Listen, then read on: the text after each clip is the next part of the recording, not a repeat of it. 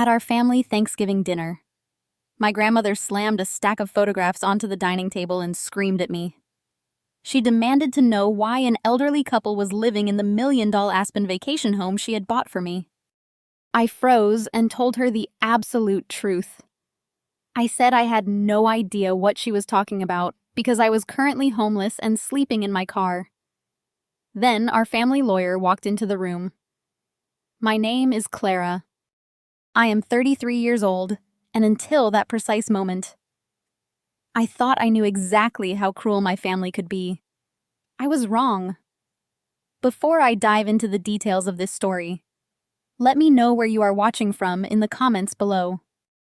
Hit the like button and subscribe if you have ever had to survive a toxic family that tried to break you. The air inside my parents' house was thick with the scent of roasted turkey sage stuffing and expensive heavy perfume. From the outside, my parents, Patricia and Richard, projected the ultimate image of modern American success.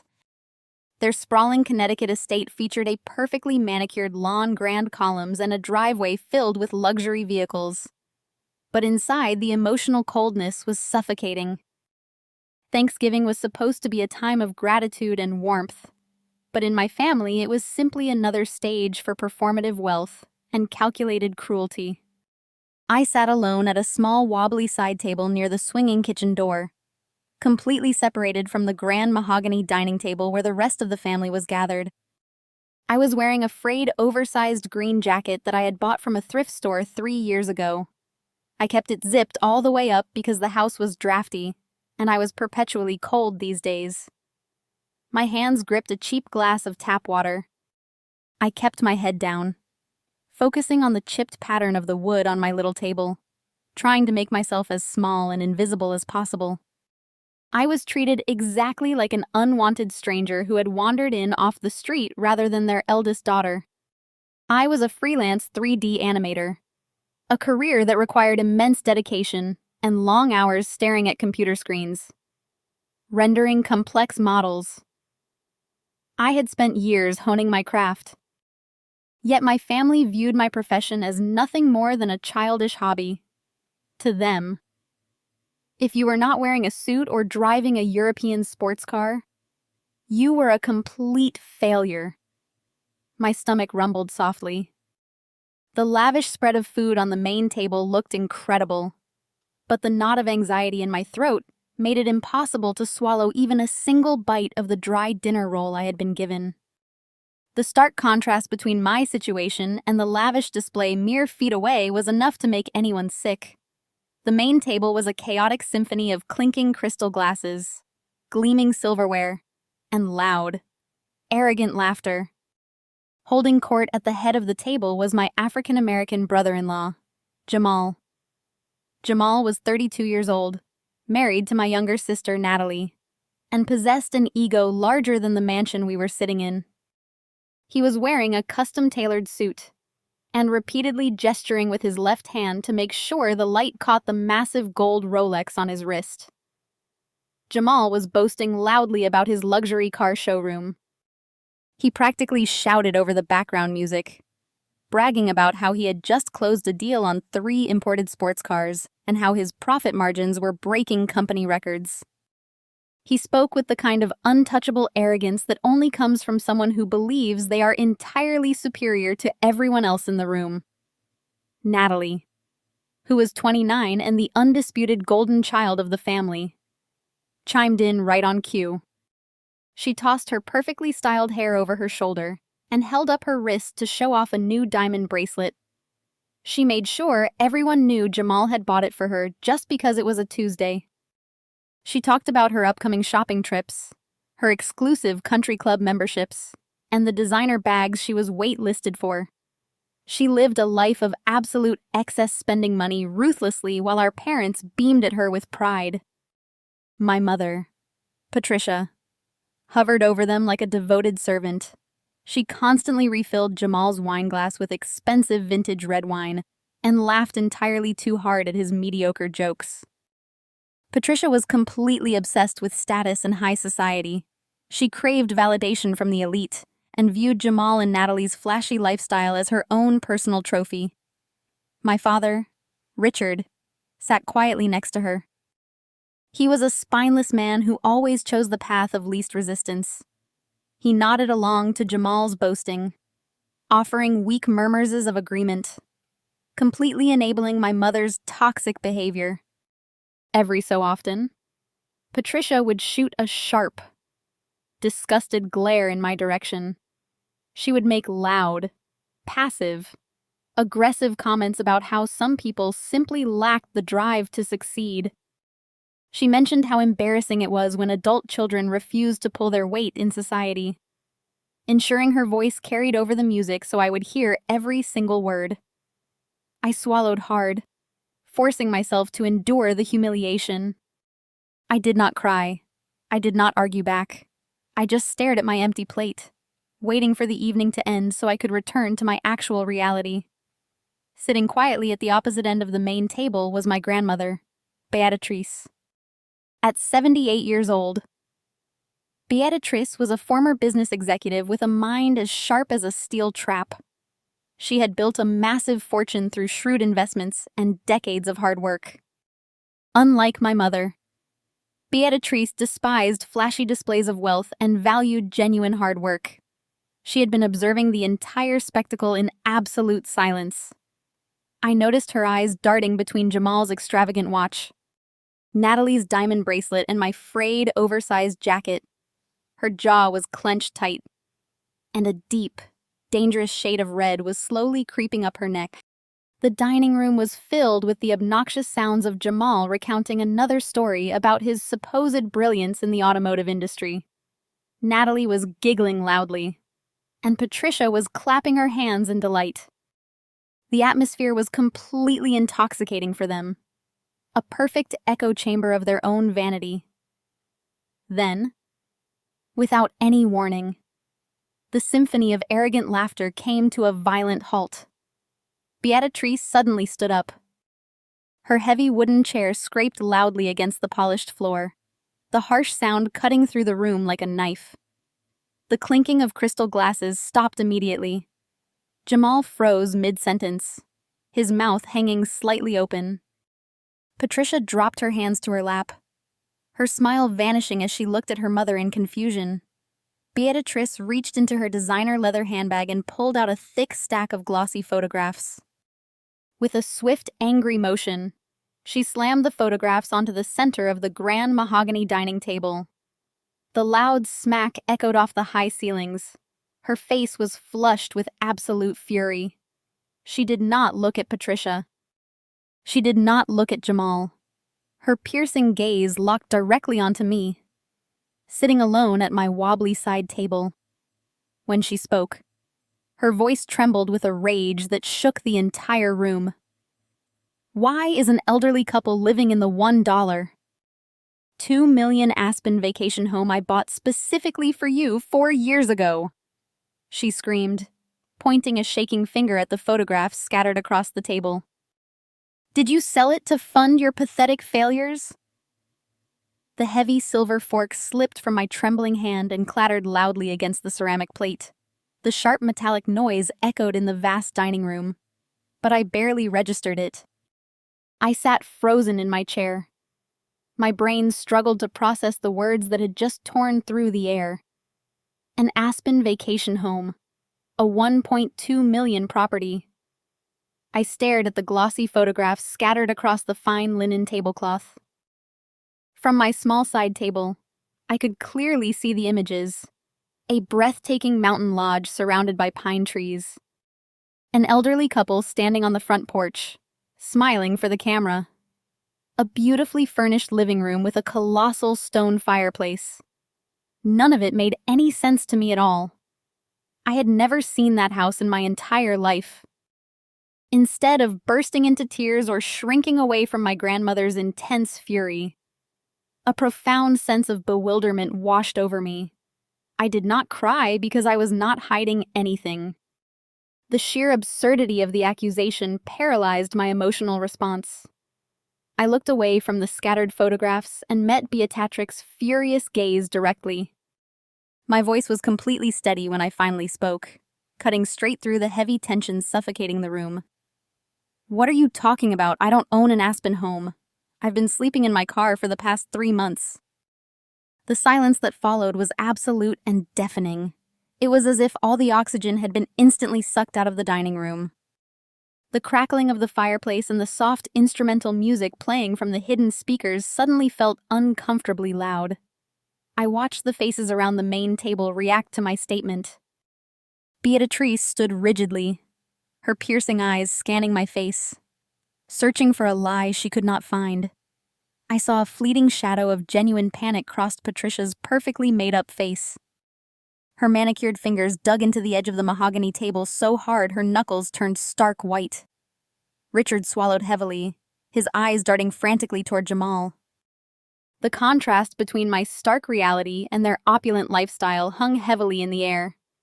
I was sitting there in my frayed, oversized green jacket, admitting to extreme poverty in a room filled with imported crystal and polished silver. For a fleeting second, I thought the truth might actually force my parents to show a shred of humanity. I thought they might express shock or concern that their eldest daughter was living out of a vehicle in the freezing cold. I thought the facade of their perfect upper-middle-class life might crack just enough to let some actual reality in. Instead, Jamal broke the deafening silence with a sudden harsh burst of cruel laughter. He leaned back in his ornate dining chair, throwing his head back as if I had just told the most hilarious joke he had ever heard.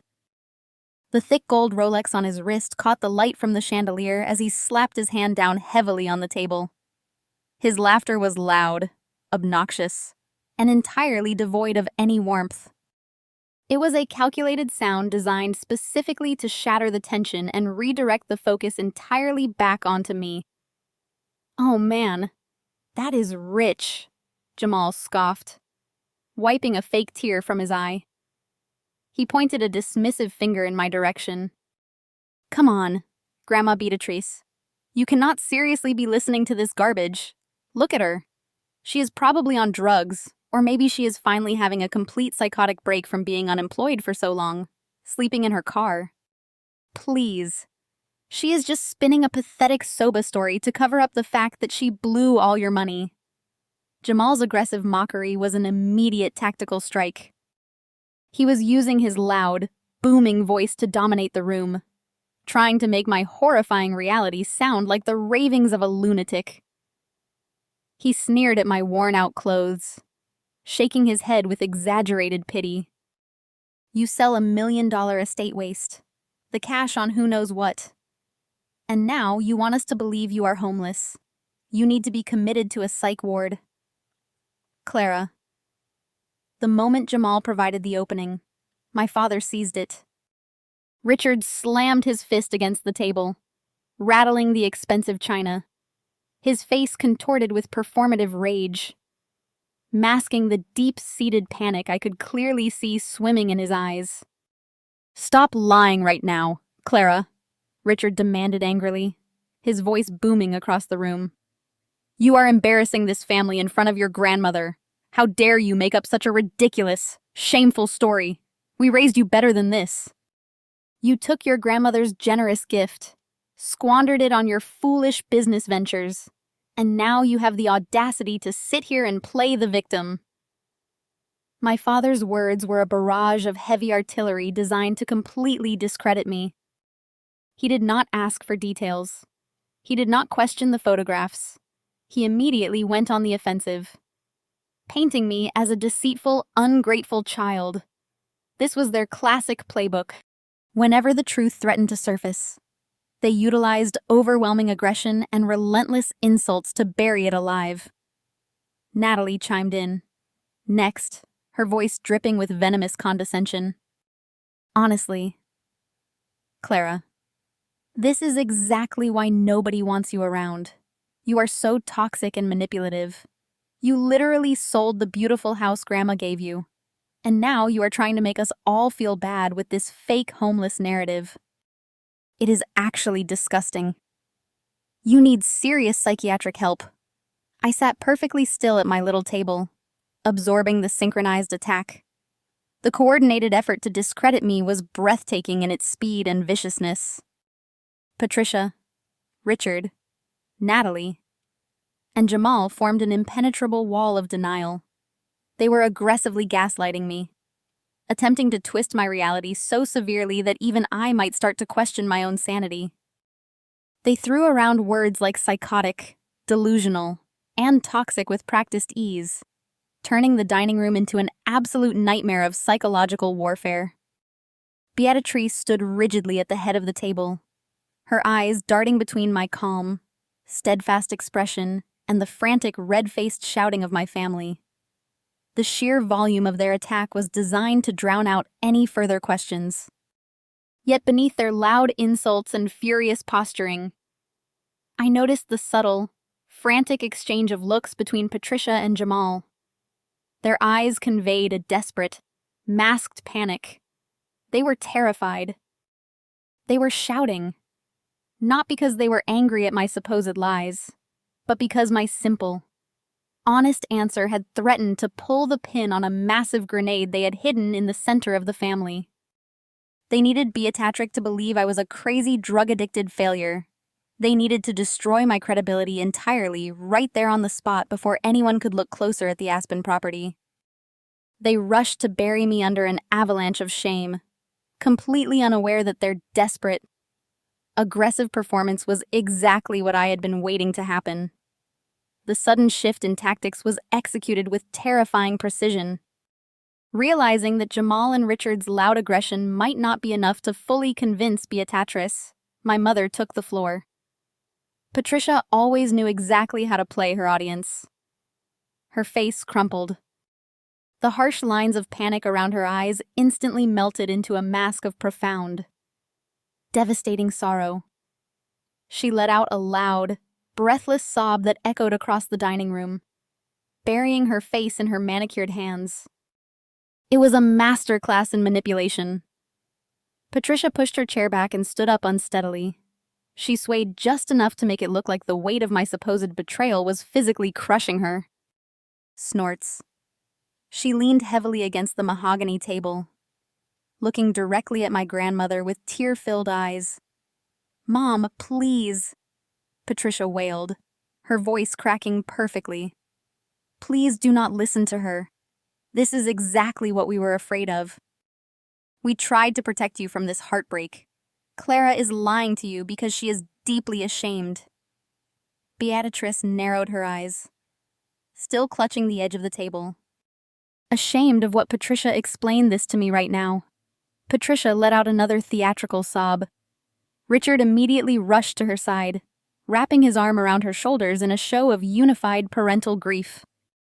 Patricia leaned into him, wiping a fake tear from her cheek.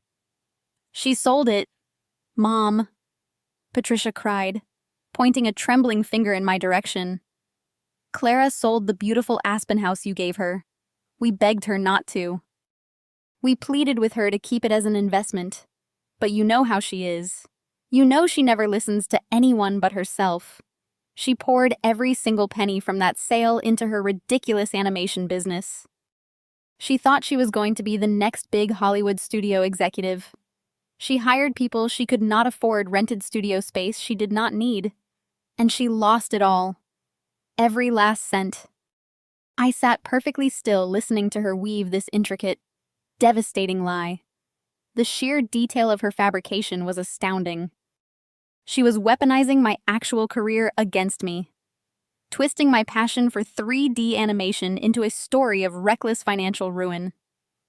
Patricia continued her performance, her voice dripping with manufactured maternal agony. When the business completely failed, she was buried in massive debts. She had to liquidate everything just to stay out of federal bankruptcy court. That is why she is sleeping in her car. Mom. She is homeless because she destroyed her own life. We offered to let her move back home, but her pride was too damaged. She cut us off. And now she sits here wearing those rags trying to blame us to cover up her own monumental failures. The lie was so smooth, so perfectly tailored to prey on Beatrice's strict business principles that it was almost beautiful in its wickedness. Patricia knew exactly what my grandmother hated most. Beatrice despised financial irresponsibility and squandered opportunities. By framing me as a reckless, failed entrepreneur who threw away $1 million gift, Patricia was expertly shifting Beatrix's fury away from the truth and directly onto my shoulders. Richard tightened his grip on Patricia and turned his furious gaze toward me. He played his part flawlessly, transitioning from the comforting husband to the outraged, heartbroken father. "You are a disgrace to the family named Clara." Richard spat, his voice trembling with manufactured anger. "Your mother has cried herself to sleep for months worrying about you. We kept this a secret from your grandmother because we were trying to protect her health. We did not want her to know that the granddaughter she invested so much in had turned out to be such an absolute disaster. And this is how you repay us, by coming to Thanksgiving dinner and making up insane lies about us stealing from you." Natalie nodded vigorously from her seat, twisting the knife further. "It is always someone else's fault with you, Clara. You could never just admit you were not good enough. You always had to be the starving artist, the rebel who rejected the family business. Now look at you. You are a homeless failure trying to extort money from your own parents." The psychological warfare was suffocating. This was not just a lie about a house. It was a complete assassination of my character. They were taking every insecurity I had ever harbored. Every late night I had spent working on my animation portfolio. Every struggle I had faced as an independent creator, and using it to build a cage around me. They were rewriting my entire life history right in front of my eyes. Growing up, I was always the outsider. I was the one who preferred sitting in my room sketching storyboards while Natalie attended debutante balls. I was the one who refused to major in corporate finance, choosing instead to study digital arts. My parents had spent my entire life punishing me for that choice. They constantly compared me to Natalie, highlighting her pristine social life and her wealthy husband while treating my career as a shameful secret. Now they were weaponizing that exact dynamic to execute the perfect crime. I sat at my small side table completely isolated. The physical distance between my wobbly wooden table and their grand dining spread had never felt wider. It was me against a synchronized, well-oiled machine of familial deception. They had cornered me. They had provided Beatrix with a perfectly logical, emotionally compelling reason for why I was currently living out of a vehicle, to anyone else in the room. Patricia's tears looked incredibly real. Richard's anger looked entirely justified. Natalie's disgust seemed perfectly warranted. I watched Beatrix's face. The fierce, righteous anger that had possessed her just moments ago began to shift. The absolute certainty in her eyes wavered. She looked at Patricia's sobbing face, then at Richard's protective stance, and finally down at my worn-out thrift store jacket. The trap my family had set was working. They were successfully smothering the truth under a heavy blanket of emotional manipulation. They were absolutely convinced that their synchronized performance had saved them from destruction. They thought my silence was the silence of a defeated, broken woman who had finally been caught in her own lies. They thought they had backed me into a corner from which I could never escape. But they were looking at the wrong thing. They were so focused on their own brilliant performance that they failed to notice my lack of tears. They failed to realize that I was not reacting to their abuse because their abuse was no longer working on me. I simply sat there observing the mechanics of their lies, letting them dig their hole deeper and deeper. Natalie did not wait for my parents' manufactured grief to fully settle. She seized the opening, her designer heels clicking sharply as she stepped away from Jamal and moved closer to the head of the table. She pointed a manicured finger at me, her voice dripping with a calculated mix of pity and venom. "Grandma, you do not even know the half of it. Do you remember Clara's car accident 4 years ago? We tried to shield you from the ugly details of what happened afterward." Beatrice turned her fierce gaze toward my sister. The mention of the accident clearly struck a nerve.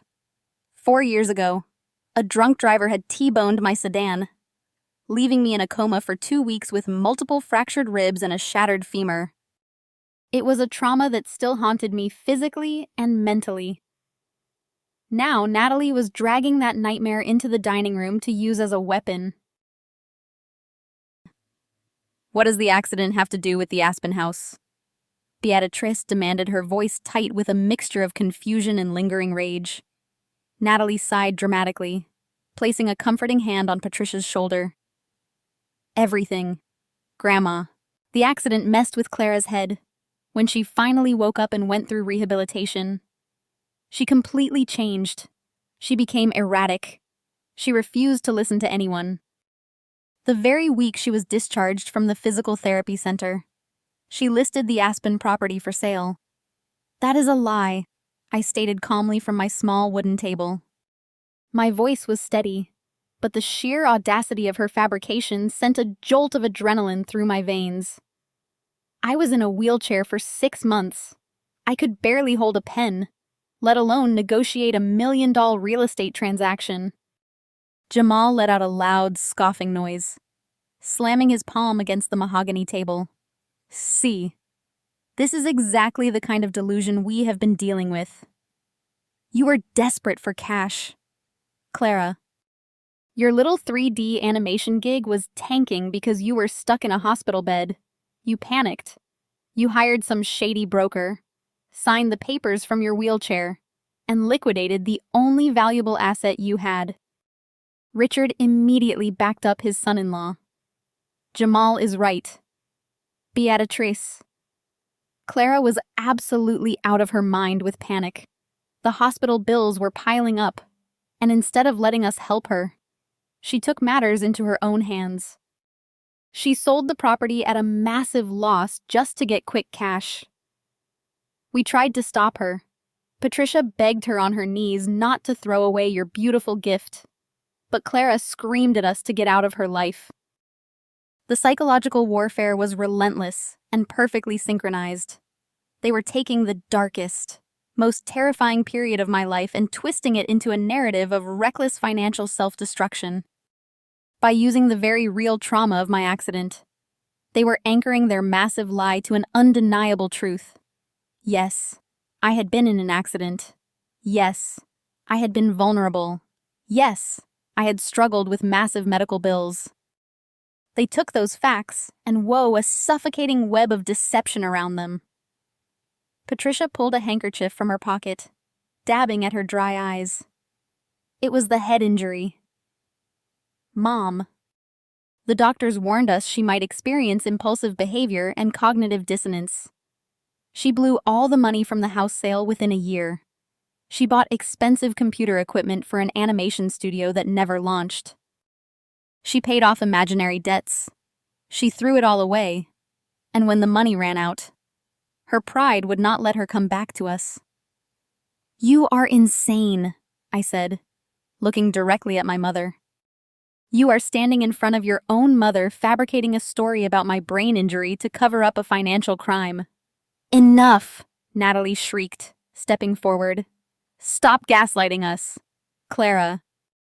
Stop trying to make us look like the bad guys because you cannot handle the consequences of your own psychotic choices.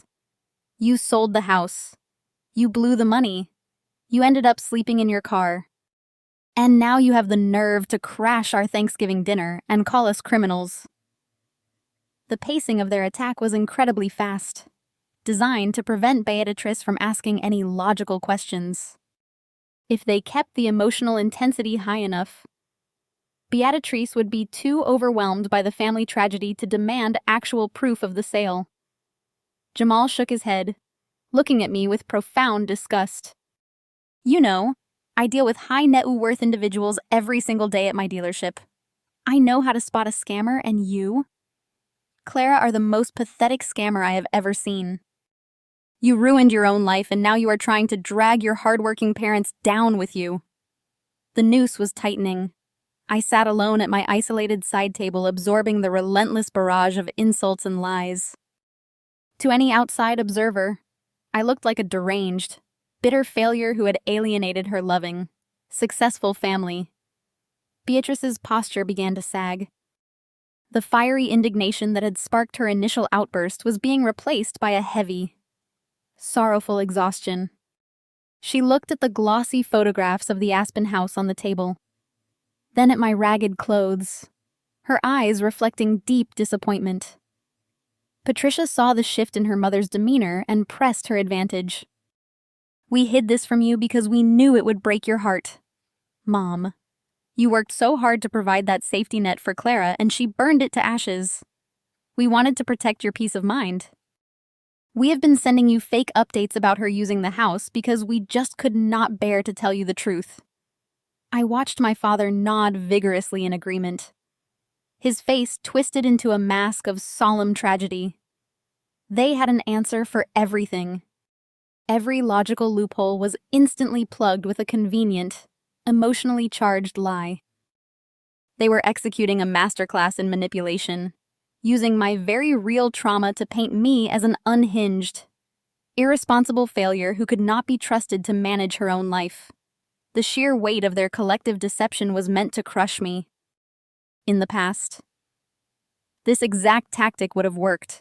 The old Clara would have cried, screamed, and desperately tried to defend herself only to look even more unstable and hysterical in the process. The old Clara would have let their aggressive gaslighting make her doubt her own memories. But I did not doubt my sanity anymore. I knew exactly where I had been 4 years ago. I knew exactly what had happened in that hospital room. As Jamal sneered at me and Natalie crossed her arms in triumph, I felt the cold, hard certainty of the truth burning in my chest. The psychological warfare was deafening, but it was nothing compared to the silence of the evidence I had meticulously gathered.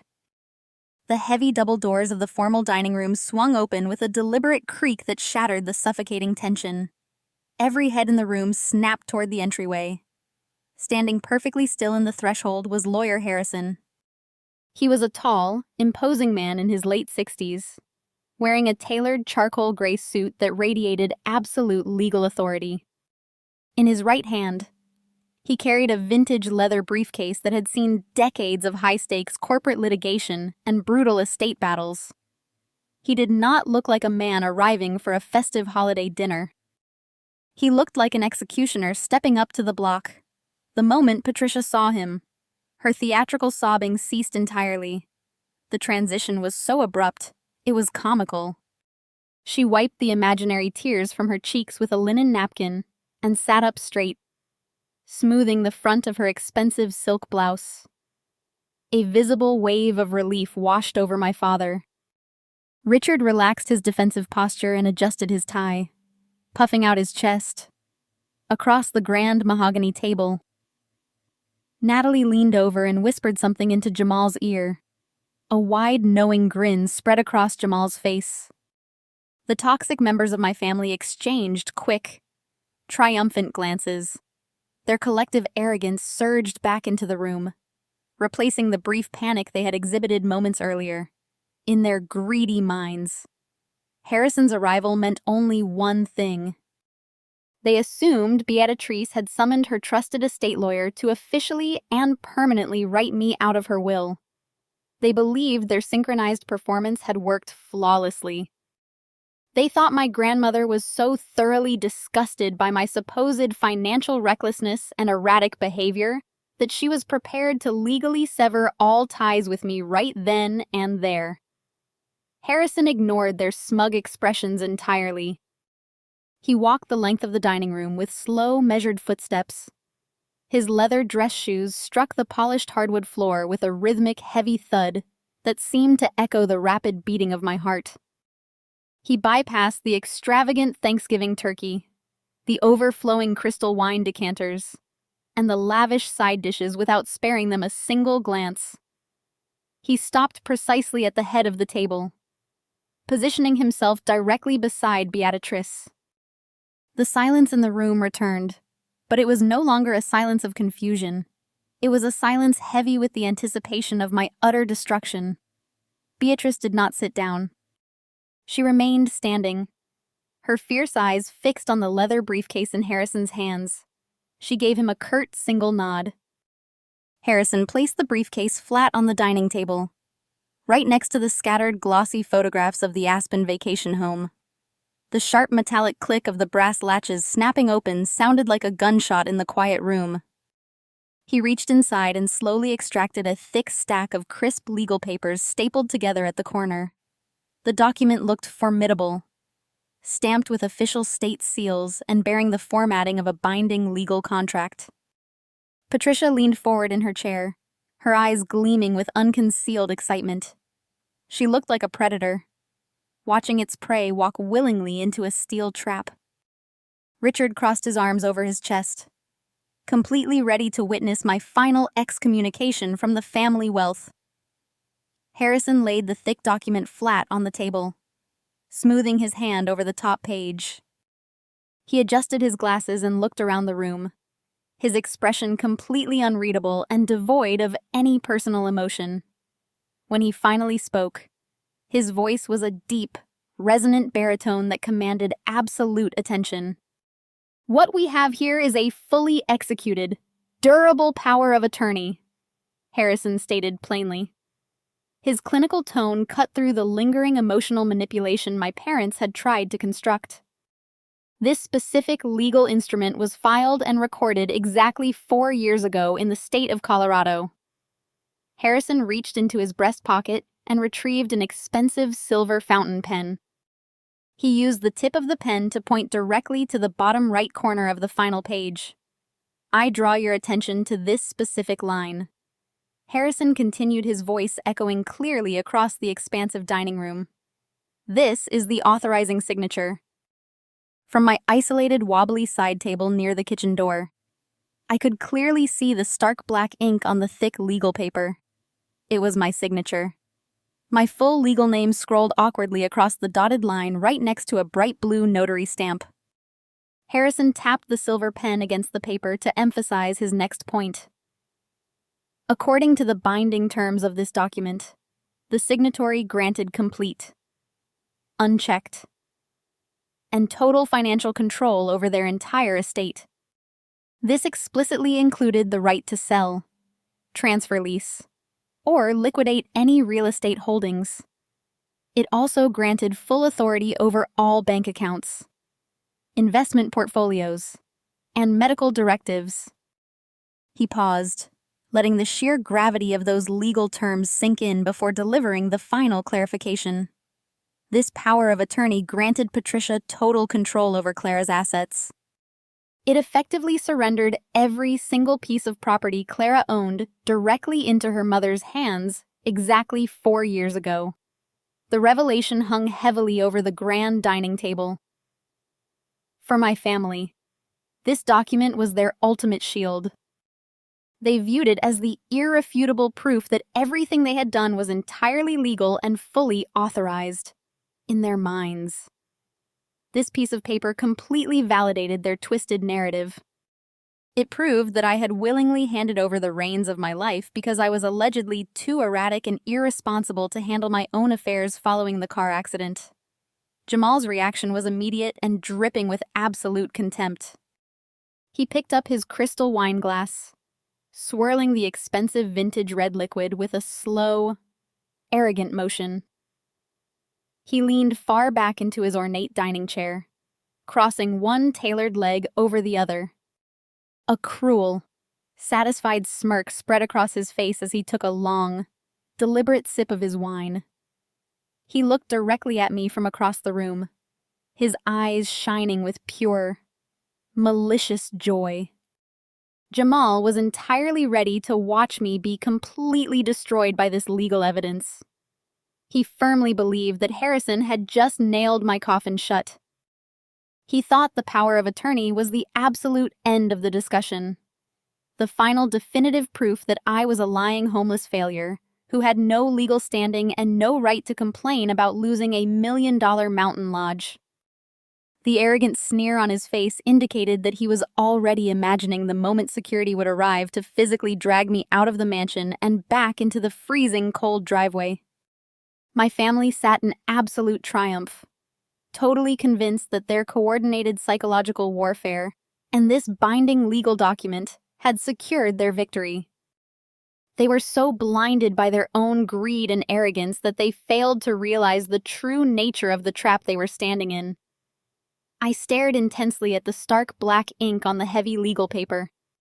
The signature was definitely mine, but the strokes were jagged, uneven, and painfully weak. It did not look like the confident signature of a healthy woman making a rational financial decision. It looked exactly like the desperate scrawl of someone barely clinging to consciousness. A rapid, sharp realization hit me with the force of a freight train, knocking the breath completely out of my lungs. The dining room with its crystal chandeliers and obnoxious laughter faded into the background. My mind violently yanked me back to a sterile, brightly lit room 4 years ago. The memory hit me with chilling clarity. I was lying in the intensive care unit, surrounded by a chaotic symphony of beeping heart monitors and hissing oxygen machines. My body was a broken landscape of shattered bones and deep internal bruising. The pain from my T-bone sedan accident was so excruciating that the doctors had me on a continuous, heavy, intravenous drip of liquid painkillers. My mind was floating in a thick, murky fog of narcotics. I could barely keep my eyes open, let alone comprehend my surroundings. I was fighting for my life, terrified and completely vulnerable. That was when Patricia walked into my hospital room. She did not come with flowers or words of maternal comfort. She marched in carrying a heavy clipboard loaded with dense text-heavy documents. She stood directly over my hospital bed, blocking out the fluorescent overhead lights. I remembered her voice perfectly. It was smooth, urgent, and laced with a manufactured panic designed to frighten a heavily sedated patient. She told me the hospital administration was threatening to cut off my life-saving care. She claimed the insurance company was rejecting my claims and that I needed to sign a stack of urgent medical billing forms immediately to authorize my continued treatment. I remembered the heavy weight of the plastic pen she forced into my trembling hand. I remembered how my fingers shook so badly that she physically had to guide my hand to the bottom of the page. I trusted her. She was my mother. In my narcotic haze, facing the terrifying prospect of losing my medical care, I believed she was acting as my fierce protector. I signed exactly where she pointed over and over again, desperate to simply close my eyes and escape the agonizing physical pain. I blinked, and the sterile walls of the ICU instantly dissolved back into the opulent Thanksgiving dining room. I looked away from the legal document and locked my eyes directly onto Patricia. She was sitting there dabbing at her dry eyes with a linen napkin, playing the role of a devastated parent. The absolute horrifying truth washed over me like a bucket of ice water. Patricia had not brought me medical billing forms. She had brought me a durable power of attorney. While I lay in a hospital bed with a shattered femur and broken ribs, fighting just to draw my next breath, my own mother was executing a meticulously planned heist. She used my severe physical trauma and heavy sedation as an opportunity to rob me blind. She weaponized my trust and my incapacitated state to steal a $1.2 million mountain lodge. This was not a case of a parent making a poor financial decision on behalf of a struggling child. This was a calculated, cold-blooded, and highly illegal criminal act.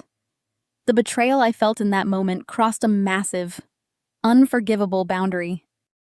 For my entire life, my family had subjected me to relentless emotional abuse, toxic comparisons, and cruel psychological manipulation. I had grown accustomed to being the scapegoat. I had learned to endure their sneers and their constant attempts to make me feel worthless. But this revelation elevated their toxicity to an entirely different stratosphere. Patricia had looked down at her own child broken and bleeding in an intensive care unit and saw nothing but a lucrative financial opportunity. She saw $1 million asset ripe for the taking. She carefully orchestrated the forgery of my legal consent, ensuring she had absolute control over my wealth before I could even regain the cognitive ability to stop her. She essentially left me for dead financially while pretending to hold my hand. The sheer depravity of her actions extinguished any remaining trace of familial loyalty I might have harbored deep in my soul. The profound sadness and childhood longing for a mother's love died completely in that dining room. In its place, a sharp crystalline resolve solidified in my chest.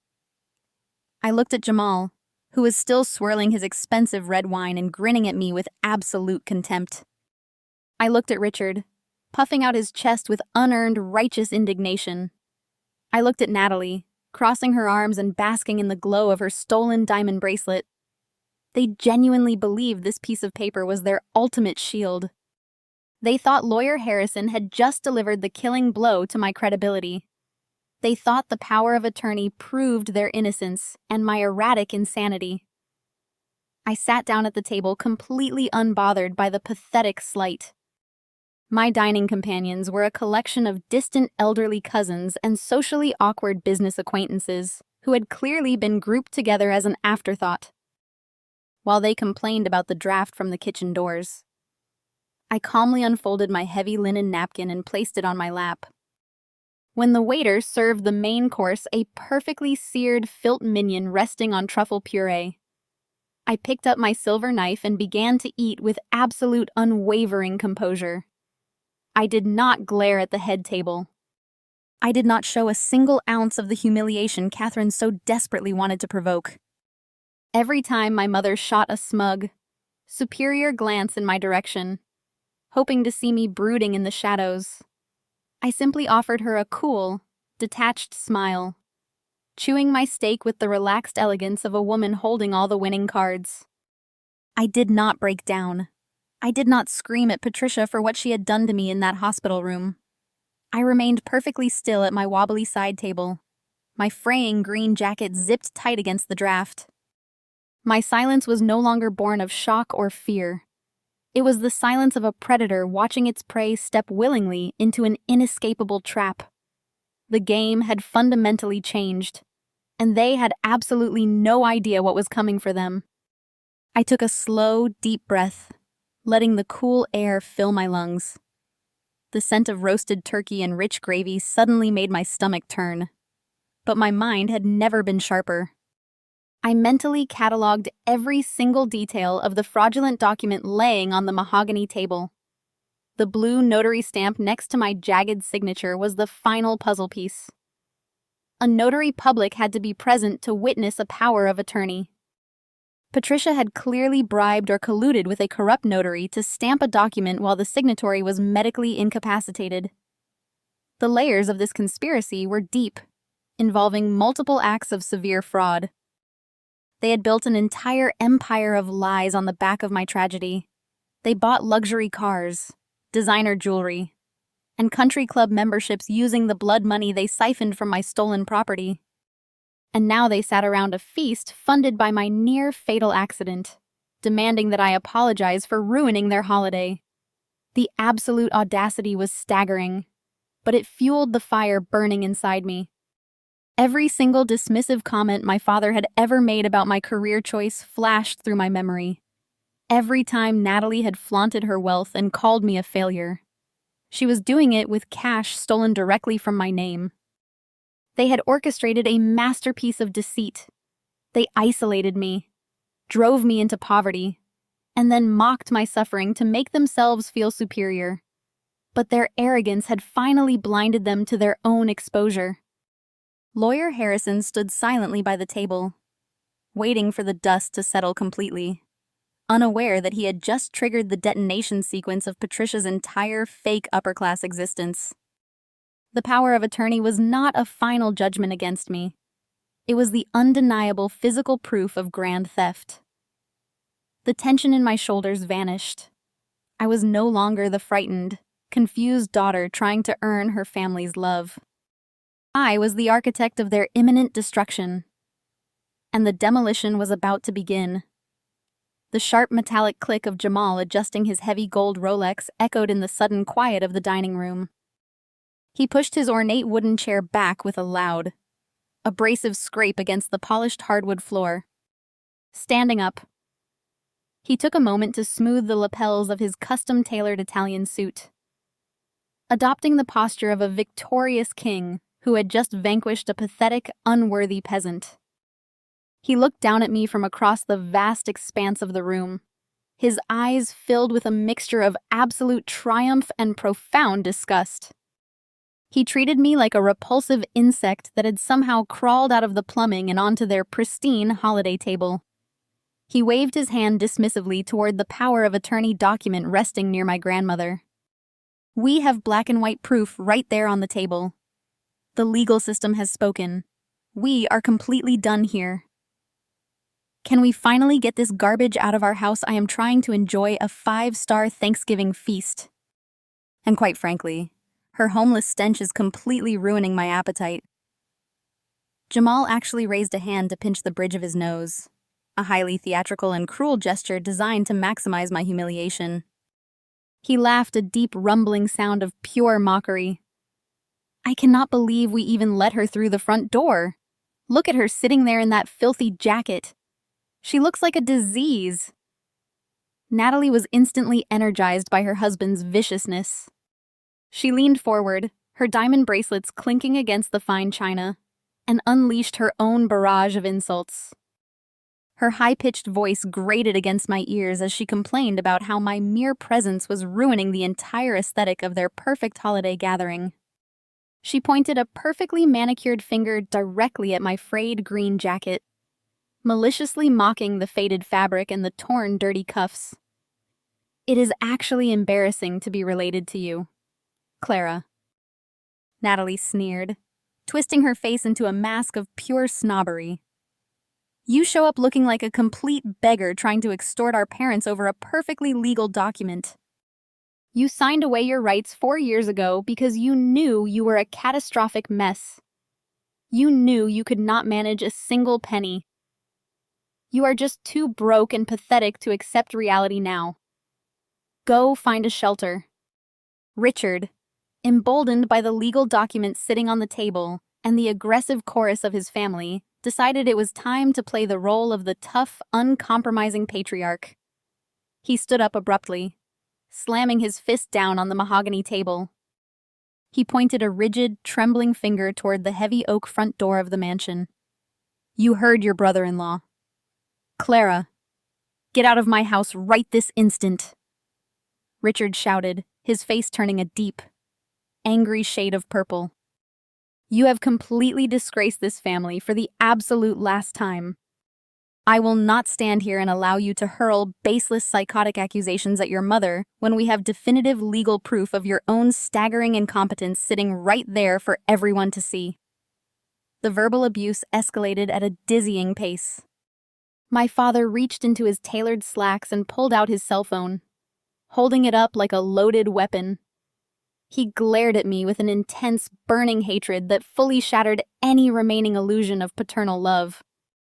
If you do not turn around and walk out that door this exact second, I am calling the police. Richard threatened, his voice dripping with venom. I will have you arrested for criminal trespassing. I will tell the dispatchers that a deranged homeless woman broke into our private property and is actively threatening our safety. Do you understand me? You have zero rights in this house. You have absolutely nothing.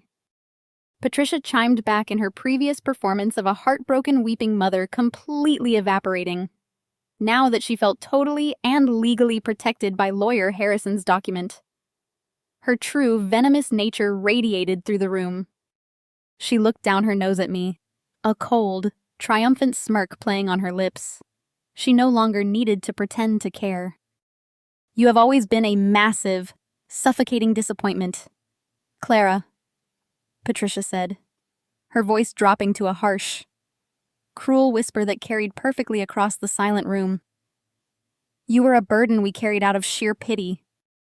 We stepped in and took control of your assets to save you from your own staggering stupidity. Your complete lack of gratitude right now just proves that you are an absolute lost cause. Go back to your car. Go back to the freezing gutters where you belong. The sheer magnitude of their arrogance filled every single corner of the grand dining room. They were aggressively feeding off each other's cruelty, inflating their egos to an astronomical level. They were completely drunk on their perceived victory. utterly convinced that their synchronized bullying had permanently neutralized the threat I posed. Jamal picked up his crystal glass and poured himself a generous amount of expensive vintage red wine.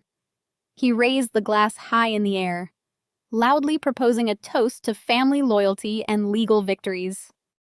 It was a sickening, grotesque display of pure hypocrisy. Natalie clinked her glass against his, giggling like a spoiled child who had just gotten away with torturing a stray animal. Patricia and Richard joined the toast, their faces glowing with immense, arrogant relief. They looked at me with absolute contempt, entirely convinced they had won the war. They believed the piece of paper on the table was an impenetrable shield of armor that rendered them completely untouchable. They thought they had successfully crushed me into submission, expecting me to stand up, hang my head in shame, and scurry out into the freezing winter night. They were setting themselves up for a massive catastrophic fall, blind to the fact that their towering arrogance was the exact mechanism that would trigger their ultimate destruction. The clinking of their crystal glasses rang through the dining room, a sharp and hollow sound that punctuated their delusional victory. I sat at my wobbly side table and did absolutely nothing. I did not cry. I did not scream. I did not beg my father to put his phone away, nor did I plead with my mother to finally show me an ounce of mercy. I just sat there. The sheer volume of their celebration crashed against my total, unnatural stillness. Jamal was wiping a tear of mirth from his eye, and Natalie was practically vibrating with malicious joy. But my face remained an impassive mask of stone. I let the silence stretch. I let it grow heavy and thick, wrapping around my shoulders like a protective armor. In the past, this was the exact moment I would have broken. I would have folded into myself, apologizing for existing, letting their aggressive gaslighting rewrite my own reality. Not tonight. Tonight.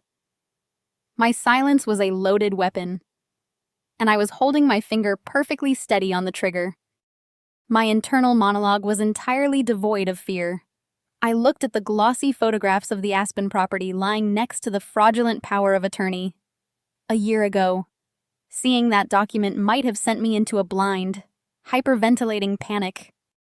But during those agonizing 3 months of sleeping in the cramped back seat of my car, shivering through the bitter autumn nights, I had meticulously burned away every last shred of the desperate approval-seeking daughter they thought they knew. The cold nights had crystallized my resolve. While they were busy sipping imported wine and congratulating themselves on their brilliant scam, I had been working in the shadows. I had skipped meals and endured the biting cold specifically to fund my quiet war. Every insult they hurled at me right now simply confirmed that my absolute lack of mercy was entirely justified. I was no longer their victim. I was the architect of their impending ruin, and watching them celebrate their false victory was intensely, profoundly satisfying. The loud, chaotic noise of my family began to ring hollow against my unwavering gaze. I stared directly into Patricia's eyes. My gaze was ice cold, completely stripped of any daughterly affection or fear. I did not blink. I just watched her. Slowly, the intoxicating rush of their collective arrogance began to sour. The high-pitched giggling from Natalie tapered off into an awkward, nervous throat clearing. Richard lowered his cell phone, his thumb hovering over the keypad, suddenly unsure of what to do with the threat he had just issued. Jamal took another sip of his wine, but his boisterous swagger faltered. My absolute refusal to react was short-circuiting their entire psychological playbook. They needed me to cry to validate their power. They needed me to scream so they could label me hysterical. My total, unblinking silence was a massive, terrifying anomaly they did not know how to handle. The room grew colder, the oppressive tension shifting rapidly from my small table back to the center of their grand dining arrangement. Beatrice stood at the head of the table, her hands resting flat on the mahogany surface. She had watched my family's vicious attack with her jaw tightly clenched, but now her sharp, calculating eyes were locked entirely on me, Beatrice was a ruthless businesswoman who had survived decades in cutthroat industries. She knew what defeat looked like, and she knew what a calculated ambush looked like. As she watched me absorb the barrage of insults without shedding a single tear, her posture shifted. The disappointment in her eyes morphed into intense, piercing scrutiny. She recognized the cold, deadpan stare of someone who was holding a winning hand. Next to her, Lawyer Harrison stood completely still. His trained legal mind was assessing the drastic shift in the room's atmosphere. He had seen countless families tear each other apart over money. But the unnatural calm radiating from my corner of the room clearly put him on high alert. He adjusted his grip on his leather briefcase, sensing that the dynamic had just violently reversed. The quietness emanating from me became a physical force pressing down on the chests of my abusers. Patricia shifted uncomfortably in her chair, her manicured fingers twisting her linen napkin into a tight knot. She opened her mouth to launch another insult to desperately try and spark the emotional breakdown they needed from me. But the words died in her throat. My steady, freezing glare paralyzed her. I was looking at her not as a mother, but as a criminal suspect who had just willingly provided a full confession. Richard glanced nervously at the front door, realizing his threat to call the police had completely backfired. If he called the authorities, he would simply be bringing law enforcement directly to the scene of his own massive financial crime. Jamal's smirk finally dissolved entirely, replaced by a deep, unsettling frown. The sheer gravity of my silence was suffocating them. They had dug their own grave, proudly displaying the forged legal document as their trophy. Completely oblivious to the fact that I had engineered this exact scenario, I allowed the heavy, suffocating silence to stretch for another agonizing minute. Every second that ticked by drained another ounce of confidence for my family. The beautiful, opulent dining room with its crystal chandeliers and silver platters felt like a highly pressurized submarine about to implode. I took a slow, deliberate breath, drawing the cold air deep into my lungs. The adrenaline rushing through my veins made my senses incredibly sharp. I could hear the rapid, nervous breathing of my sister. I could see the sweat forming on Jamal's forehead. I could smell the sharp tang of fear cutting through Patricia's heavy designer perfume. This was the calm before the storm. The precise, terrifying moment when the ocean recedes right before a colossal tidal wave strikes the shore. I placed my hands flat on the wobbly wooden table. The old Clara was dead, buried under 4 years of deceit, medical trauma, and financial abuse. The new Clara was fully awake, armed to the teeth with irrefutable evidence, and entirely ready to pull the trigger. I slowly reached up and grasped the cold metal zipper of my frayed green jacket. The harsh, raspy sound of the zipper pulling down cut through the dead air of the dining room. Every eye tracked my movement. They probably thought I was reaching for a tissue, or perhaps preparing to show them some pathetic eviction notice to beg for their mercy. Instead, I slid my hand deep into the oversized inner pocket of the coat. My fingers wrapped around the thick, heavy spine of a meticulously organized legal file folder. I had guarded this folder with my life. It had been my only companion during those freezing nights in the back seat of my sedan. I pulled it out. I stood up from my wobbly side table. I did not rush. I took slow, measured steps across the polished hardwood floor, crossing the massive divide between my isolated corner and their opulent center stage. Jamal shifted in his seat, his posture suddenly rigid as I approached. Patricia shrank back slightly, her hand flying to her chest. I ignored them both. I walked directly past my mother, past my father, and stopped right next to Lawyer Harrison. I raised the thick, heavy folder high in the air and slammed it down onto the mahogany table. The explosive smack echoed off the high ceilings, shaking the crystal wine glasses and making Natalie jump in her chair. I placed it exactly 1 inch away from their fraudulent power of attorney. I looked directly at Jamal. My voice, when it finally broke the silence, was entirely devoid of emotion. It was calm, razor sharp, and clinical. You are absolutely right about one thing, Jamal. I stated, my tone chillingly flat. I have been sleeping in my car for the past 3 months. I have washed my face in public restroom sinks. I have layered my clothing to survive the bitter autumn nights, and I have eaten cheap canned food while parked in dimly lit supermarket lots. You guessed that part perfectly.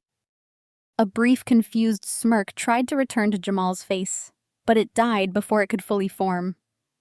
He opened his mouth to deliver another insult, but my piercing gaze pinned him to his chair. I did not raise my voice, but the sheer, terrifying command in my presence forced him into silence. However, I continued, turning my eyes slowly to Patricia, whose face was rapidly draining of color. You are catastrophically wrong about the reason. I am not broke. I did not lose a single penny to a failed business venture. I am not buried in debt. And I certainly did not liquidate $1 million mountain lodge to cover any medical bills. I lived in my car as a calculated, deliberate choice. It was a strategic sacrifice. The confusion in the room morphed into a palpable, suffocating dread. Richard took a nervous step back, his eyes darting frantically toward the heavy file folder I had just slammed onto the table. Natalie dropped her hands to her lap, her fingers frantically twisting the diamond bracelet she had been flaunting just moments ago. The narrative they had so carefully constructed was beginning to fracture, and they could feel the ground shifting violently beneath their feet. When you live out of a vehicle, your living expenses drop to absolute zero, I explained, leaning slightly over the table, forcing them to shrink away from me. No rent, no utilities, no extraneous bills.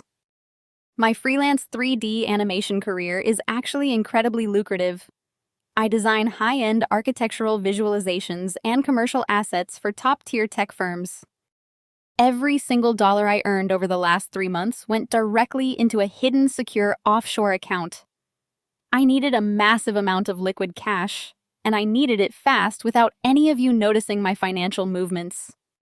I chose to freeze in the back of my sedan so that I could secretly fund a war against my own family. Patricia let out a strangled, high-pitched gasp. The fake theatrical motherly sorrow was entirely gone, now replaced by the stark, wide-eyed terror of a cornered animal. She looked at the folder, then at me, her mind frantically trying to calculate how much I actually knew.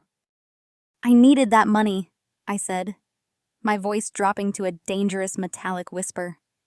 To hire the most ruthless, uncompromisable independent financial auditors in this state. I needed capital to retain a top-tier private investigator who specializes in uncovering hidden corporate assets and offshore shell companies. I subjected myself to homelessness specifically so I could meticulously dismantle every single lie you have told over the last 4 years. I wanted to map out every single wire transfer, every fake signature, and every stolen dollar. The smug, arrogant atmosphere of the Thanksgiving feast had been utterly annihilated.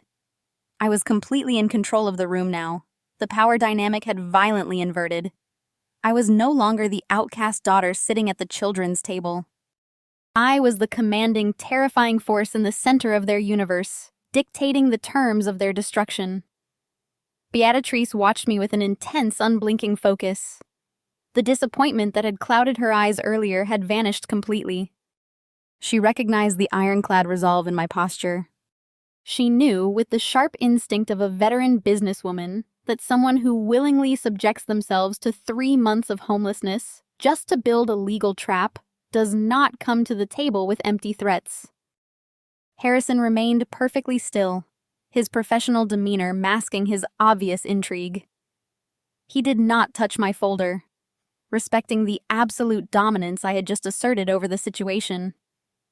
I placed my hand flat on top of my file folder. The thick stack of evidence pulsed under my palm like a live explosive. I looked at each of my toxic family members holding their terrified gazes one by one. Jamal was sweating profusely, his custom-tailored suit, suddenly looking very tight and uncomfortable. Natalie was hyperventilating, taking short, panicked breaths. Richard looked like a man standing on the gallows watching the executioner measure the rope. "You thought you were so incredibly smart," I said, my voice cutting through them like shattered glass. "You thought my silence meant I was defeated. You thought you could parade that forged piece of trash in front of Grandmother Beatrice and walk away with clean hands. But you did not realize that I have been tracking your every move. I know exactly what you did while I was fighting for my life in the intensive care unit. And more importantly, I have every single receipt. I had effectively locked the doors and sealed the windows. They had nowhere to run, nowhere to hide, and no more lies left to tell. The trap I had sacrificed so much to build was fully operational, and I was about to rip the lid off the darkest, most lucrative secret they had ever kept. I flipped open the heavy cover of my meticulously organized file folder. The crisp white pages inside were filled with highlighted bank statements, tax records, and surveillance logs.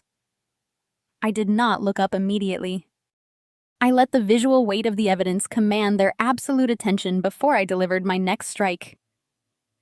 "You all love to mock my 3D animation career," I began, my voice slicing through the heavy, suffocating air of the dining room. "You called it a childish hobby. You told your wealthy country club friends I was a starving artist making pretty pictures in a damp basement. You used my passion as a punchline to elevate your own pathetic egos." I pulled out a certified bank statement printed on heavy official letterhead and slid it directly across the mahogany table toward my father. That childish hobby secured exclusive long-term contracts with 3 of the largest architectural firms in North America and a major international video game studio, I stated, watching his eyes track the sliding paper. My gross income last year alone was well over $400,000. I have been financially independent and thriving while you were busy spinning lies about my supposed failures. Richard stared at the bold, undeniable numbers printed on the bank statement, his jaw practically unhinging. Patricia strained her neck to see the document, her eyes widening in sheer, unadulterated disbelief. Jamal shifted uncomfortably in his ornate chair, suddenly realizing my actual verifiable income likely rivaled his heavily exaggerated car dealership profits. The realization that I was not the penniless outcast they had manufactured was striking them like a physical blow, but simply making that kind of money was not enough. I continued pacing slowly and deliberately behind my wobbly wooden table. Because fighting a highly orchestrated multi-million-dollar financial fraud requires liquid, untraceable capital. If I had stayed in my comfortable apartment, if I had continued living the affluent life I could easily afford, you might have noticed my resources. You might have seen the private investigators I was meeting, or the forensic accountants I was hiring. You might have caught wind of my movements, panicked, and destroyed the paper trail before I could secure it. I could not risk you getting spooked, so I packed my absolute essentials into my sedan, canceled my lease, and vanished completely off your radar. I slept in freezing, dimly lit parking lots, and ate canned soup specifically to amass a massive war chest of unencumbered, untraceable cash. I reached back into the thick folder and produced a crumpled, official-looking government envelope. It bore the unmistakable, terrifying seal of the Internal Revenue Service. "Do you want to know how your brilliant, foolproof scam finally unraveled?" I asked, looking directly into Patricia's terrified eyes. It was not a grand dramatic mistake. It was a simple, careless, clerical error, the kind of sloppy oversight made by arrogant people who think they are completely untouchable. I held the envelope up high for the entire room to see, making sure the federal seal was visible to everyone, including Lawyer Harrison, who was now watching me with intense professional respect. 3.5 months ago, I went to check an old post office box I had kept active since my college days. I explained, my tone surgical and precise. Mixed in with the junk mail and old magazine subscriptions was this: a final warning tax penalty notice from the IRS regarding unpaid municipal property taxes for a luxury lodge in Aspen, Colorado, and a state that was completely 100% registered in my legal name. Patricia let out a quiet, strangled gasp, her hands flying to her mouth. I had never been to Aspen. I continued relentlessly. I had never purchased real estate in my entire life. Yet here was the federal government threatening to place a severe tax lien on my personal assets for a property valued at $1.2 million. A lesser person might have panicked and called their mother for help. A more trusting, naive daughter might have assumed it was simply a case of mistaken identity or corporate fraud by a stranger. I leaned forward, resting my hands on the table, closing the distance between my reality and their lies. But I knew you. Patricia. I remembered that massive stack of urgent medical billing forms you forced into my trembling hands while I was heavily medicated in the intensive care unit. I remembered your manufactured panic, your crocodile tears, and your aggressive insistence that my health insurance was being denied. The puzzle pieces snapped together with terrifying crystal clarity. I realized my own mother had forged a weapon against me while I was bleeding in a hospital bed. Instead of calling you blindly and giving you the chance to burn the evidence I went to war in the shadows, I began pulling documents from the folder with rapid, rhythmic precision, slapping each one onto the table with a sharp smack that made my sister jump.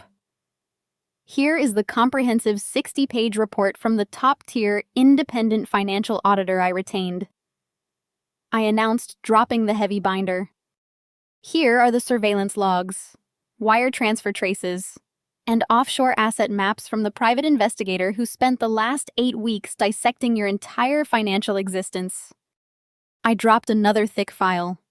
And here is the certified chain of custody for the Aspen property deed, directly linking the fraudulent power of attorney to your personal bank accounts. The exposition hit them like rapid-fire artillery. The dining room was completely paralyzed. My family was absolutely speechless.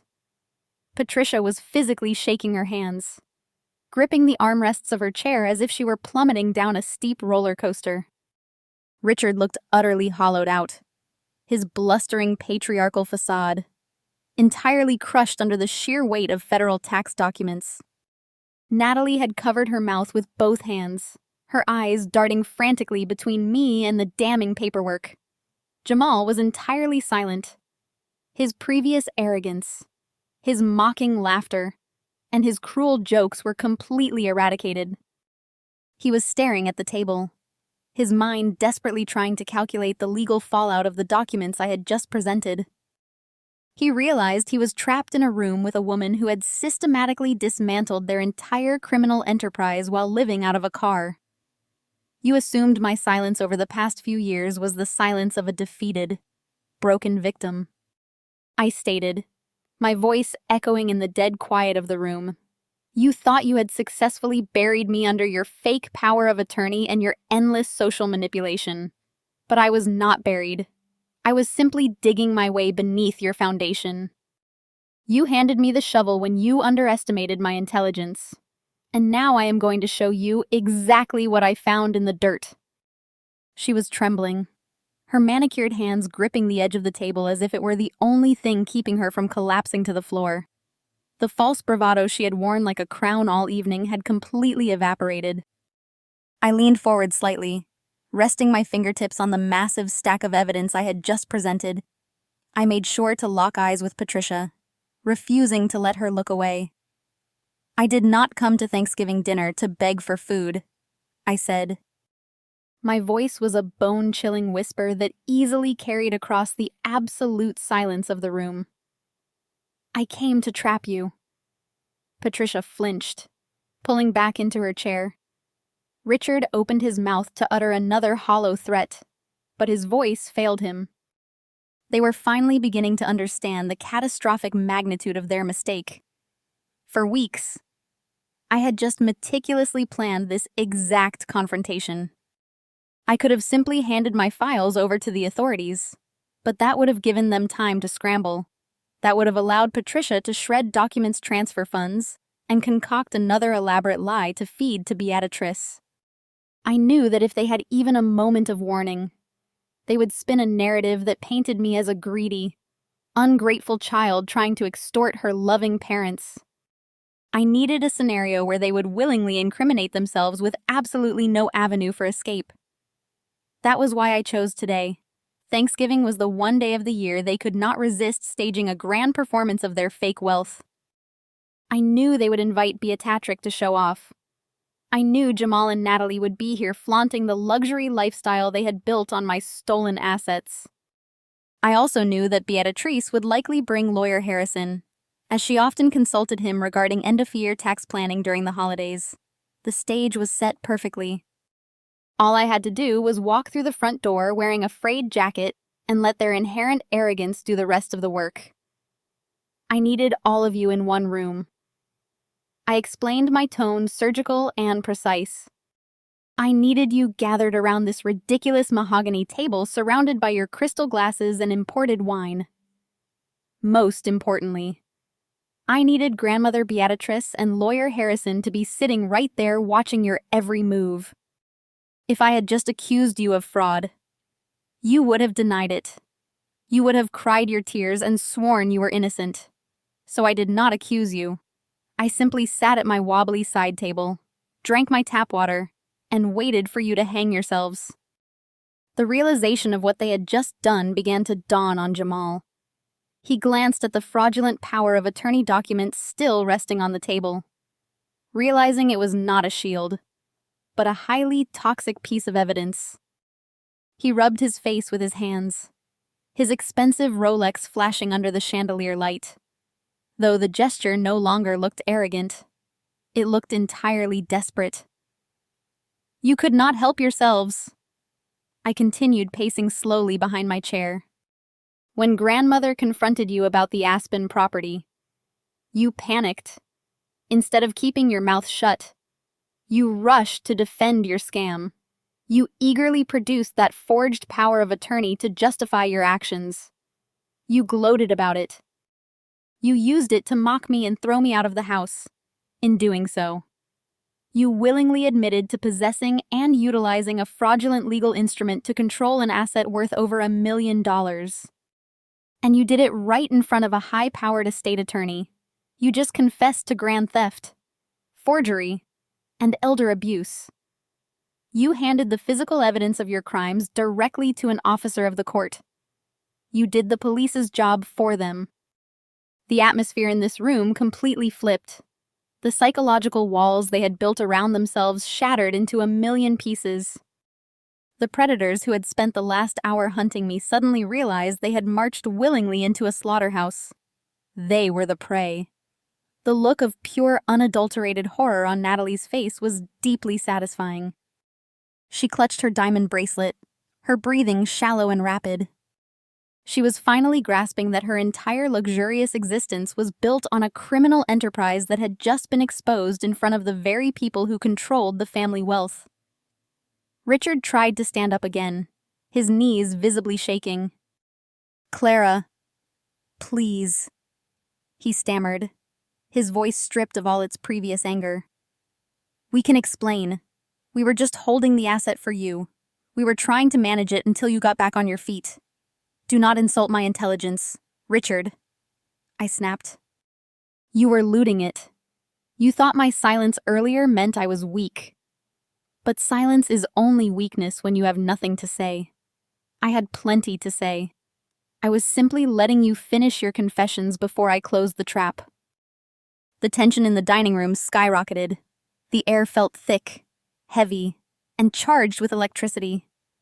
Beatrice had not moved a muscle. She was watching her daughter and son-in-law self-destruct her face, a mask of furious disgust. Jamal frantically typed on his cell phone under the table.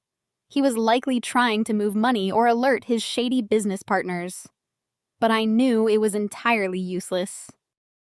They thought the revelation of the forged power of attorney was the worst thing that could happen to them tonight.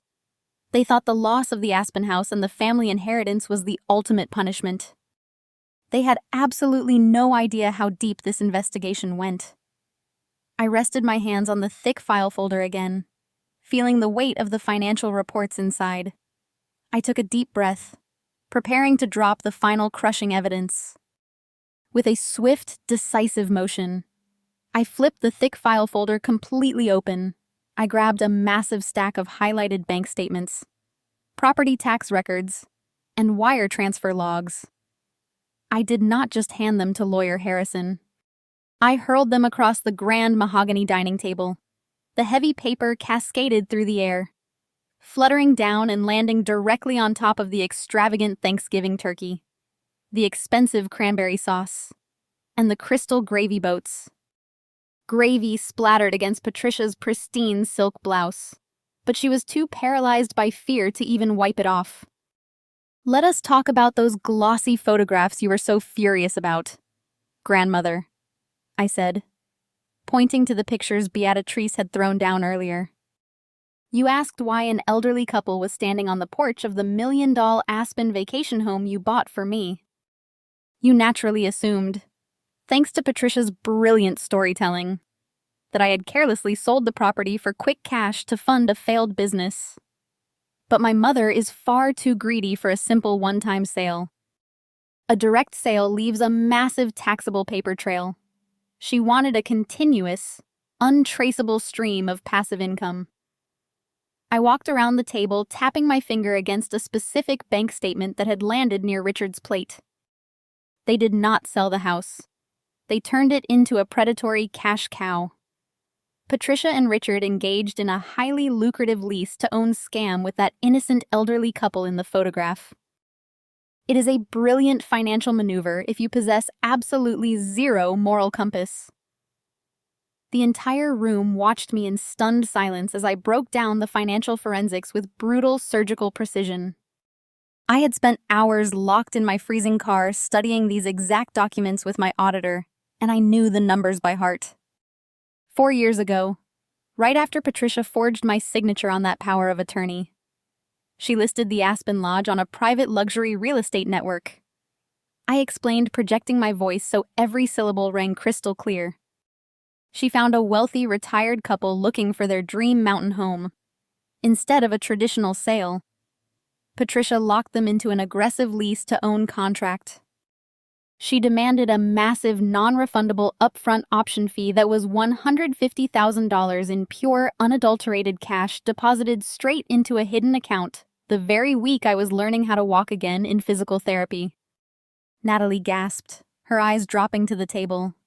Even Jamal looked sick, realizing the sheer scale of the fraud his mother-in-law had orchestrated. But the upfront fee was just the appetizer. I continued relentlessly. The contract stipulated a monthly rental payment of $12,000. $12,000 every single month for 4 consecutive years. Do the math. Richard. Actually, I will do it for you. That is $576,000 in rental income. Combined with the initial option fee, you and Patricia have illegally siphoned nearly 3-4 years of $1 million from my property. You have been quietly collecting tens of thousands of dollars in illicit cash flow while I was budgeting for canned beans. Beatrice looked like she had been struck by lightning. The true, terrifying scope of her daughter's betrayal was finally laid bare. She was not just dealing with a forged document. She was looking at a highly sophisticated, multi-year real estate scam. "And here is the most despicable part of your entire operation," I said, turning my freezing gaze directly back to Patricia. "That elderly couple in the photograph genuinely believes they are building equity toward purchasing that home. They think they are executing a valid contract, but because you forged the power of attorney, and because the deed is technically still registered entirely in my legal name, the contract you signed with them is completely null and void. It is a fraudulent instrument. I let that devastating fact settle over the room. You are scamming them out of their life savings. When the lease term ends next month and they attempt to execute their purchase option, they will discover they have been paying hundreds of thousands of dollars to a woman who has zero legal right to sell them the property. You dragged innocent third parties into a massive interstate real estate fraud just to fund your lavish lifestyle here in Connecticut. Patricia's face was a mask of pure, unadulterated terror. The gravy stain on her blouse matched the muddy, sinking reality of her situation. She raised her trembling hands, frantically trying to articulate a defense. Clara, you do not understand corporate finance. We were protecting the asset. We were investing the capital to generate a higher yield for the family trust. We were going to transfer the profits back to you eventually. Do not lie to me, I shouted, my voice finally rising, cracking the silence like a whip. You are never going to transfer a single dime. You bled my asset dry so you could play rich, and you threw me out on the street to ensure I would never ask questions. Lawyer Harrison reached across the table, carefully pulling a few of the bank statements away from the ruined turkey.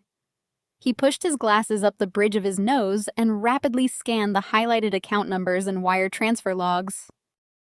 His experienced legal mind verified my claims in a matter of seconds. He looked up at Beatrice and gave her a grim, confirming nod. The forensics were absolutely flawless. The illicit cash flow was clearly documented, matching my exact description. The immensely satisfying payoff washed over me. I had just dismantled their pristine, upper-class facade using nothing but cold, hard arithmetic. I watched the intricate, greedy mechanics of my parents' fraud lie bare under the bright dining room chandelier. They had spent years mocking my intelligence, treating me like a naive, foolish girl who could not handle the real world. Now they were suffocating under the weight of my meticulous financial investigation. But I was not finished. The rent money they had stolen was just the fuel. I still needed to show everyone exactly what kind of engine that fuel was running. And that required turning my attention to the most arrogant man in the room. I still needed to show everyone exactly what kind of engine that fuel was running. And that required turning my attention to the most arrogant man in the room. But before I could dismantle Jamal's pathetic empire, I had to expose the clandestine pipeline that fed it. You see, when you steal over $500,000 in illegal rent, you cannot simply deposit it into your joint checking account at the local bank branch, I said, my voice echoing across the silent dining room. That kind of sudden, massive cash flow triggers automatic suspicious activity reports. It alerts the federal government. It alerts the banking institutions. And most dangerously for Patricia, it would have instantly alerted Grandmother Beatrix. I reached back into my heavy file folder and pulled out a thick packet of blue paper. I slapped it down onto the mahogany wood right beside the ruined Thanksgiving turkey. So, my mother created a ghost, I announced. This is the official certification of formation for a limited liability company called Summit Crest Ventures. It was quietly registered in the state of Delaware exactly 3 weeks after the forged power of attorney was stamped. Delaware is famous for corporate anonymity. It is a notorious haven for people who want to hide their wealth behind an impenetrable wall of legal secrecy. Patricia paid a registered agent service a premium fee to act as the public face of the company. She listed herself as the sole managing member in the private operating agreement, effectively keeping her name completely off the public registry. I pointed to the highlighted sections of the document, making sure the entire room could follow the trail of deceit. From the outside, Summit Crest Ventures looked like a legitimate corporate entity. I continued pacing slowly behind my wobbly side table, but in reality, it was nothing more than an empty hollow shell. It had no employees, no actual office, and no legitimate business operations. Its sole purpose was to act as a financial vacuum cleaner. Every single month on the first day of the month, that elderly couple in Aspen wired $12,000 directly into the corporate checking account of Summit Crest Ventures. To the couple, They were simply paying their lease-to-own premium to a property management firm. But the second that money hit the Delaware account, Patricia scrubbed it clean. The room was so quiet. I could hear the expensive grandfather clock ticking in the hallway. She washed the dirty rental income by reclassifying it as corporate dividends and bogus consulting fees. I explained with clinical precision. She systematically laundered hundreds of thousands of dollars right under the nose of the Internal Revenue Service, completely evading income tax while hiding the stolen wealth from everyone in this room. The word launder echoed against the crystal chandeliers. Patricia absolutely snapped. The thin veneer of her upper-class composure shattered into a million jagged pieces. She lunged forward, her heavy wooden chair tipping backward and crashing loudly onto the hardwood floor. Her face was contorted in a mask of sheer, unadulterated panic. "Shut up! Shut your mouth right now!" Patricia shrieked, her voice pitching into a trembling, hysterical wail. She scrambled towards the center of the table, her hands grasping wildly at the scattered bank statements and corporate filings. She desperately tried to scoop the papers into her arms, smearing turkey grease and cranberry sauce across her expensive silk blouse. "You have no right. This is stolen property. You hacked my private computers. You are committing corporate espionage. Clara Richard, do something. Call the police and have her arrested for stealing my private mail." Patricia was completely unhinged, screaming at the top of her lungs to drown out the devastating facts. She was frantically trying to destroy the evidence, tearing at the pages with her manicured nails. But before my father could even flinch, Lawyer Harrison stepped forward. The imposing estate attorney did not raise his voice to a scream. He did not have to. He simply projected his deep, resonant baritone with the absolute crushing authority of a seasoned litigator.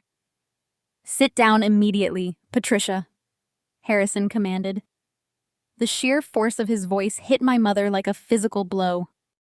She froze her hands, still clutching a crumpled bank statement, her chest heaving with frantic, shallow breaths. "Do not touch another piece of paper on this table," Harrison warned, his eyes narrowing into cold, furious slits. "If you destroy or tamper with financial documents in front of an officer of the court, I will personally guarantee you face charges for spoliation of evidence." Patricia slowly opened her trembling fingers, letting the crumpled paper fall back onto the mahogany wood. Harrison calmly reached past her and picked up the blue packet detailing the Delaware Shell Company. He adjusted his glasses, his eyes sweeping over the federal employer identification number, the registered agent credentials, and the attached financial routing logs. The room waited in agonizing silence as he scrutinized the paperwork. I knew my auditor had prepared an airtight dossier, and I watched Harrison verify every single line of it. Harrison looked up from the documents and turned his stern gaze directly onto my mother. "These are not hacked documents, Patricia," he stated, his voice dripping with professional disgust. "These are certified publicly filed state records cross-referenced with legally obtained banking logs. The forensic trail is completely unbroken. This is highly legitimate, undeniable financial evidence of a structured money laundering operation. You deliberately created a fictitious entity to obscure the origin of capital and evade federal taxation." The words money laundering and evade federal taxation hung in the air like a death sentence.